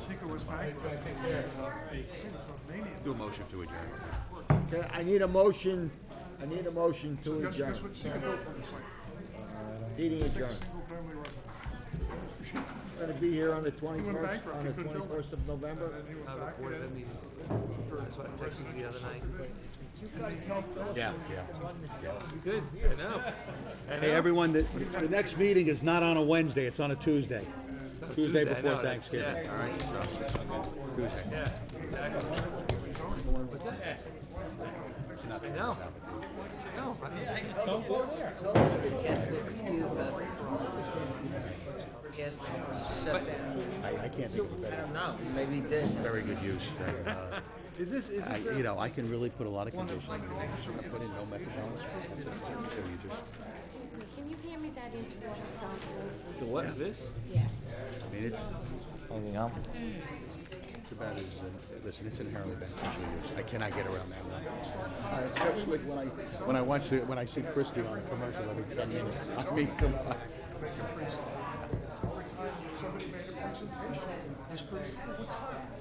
I mean, listen, I was upset at that. Again, he did it before, and he told me the client said, I'm gonna tell you, I don't give a shit. You're gonna hurt yourself by listening to it. Let's just do it as a normal zoning application. Hold them out of the Do you have a meeting on November 21st? No, you don't have that. You do. No, we do, we do. Right. Yeah, we got the temple that night. Yeah, I figured that, yeah. We'll vote on it. We'll vote on it on that December meeting. Okay. And I know Dave a long time. He doesn't read opening statements.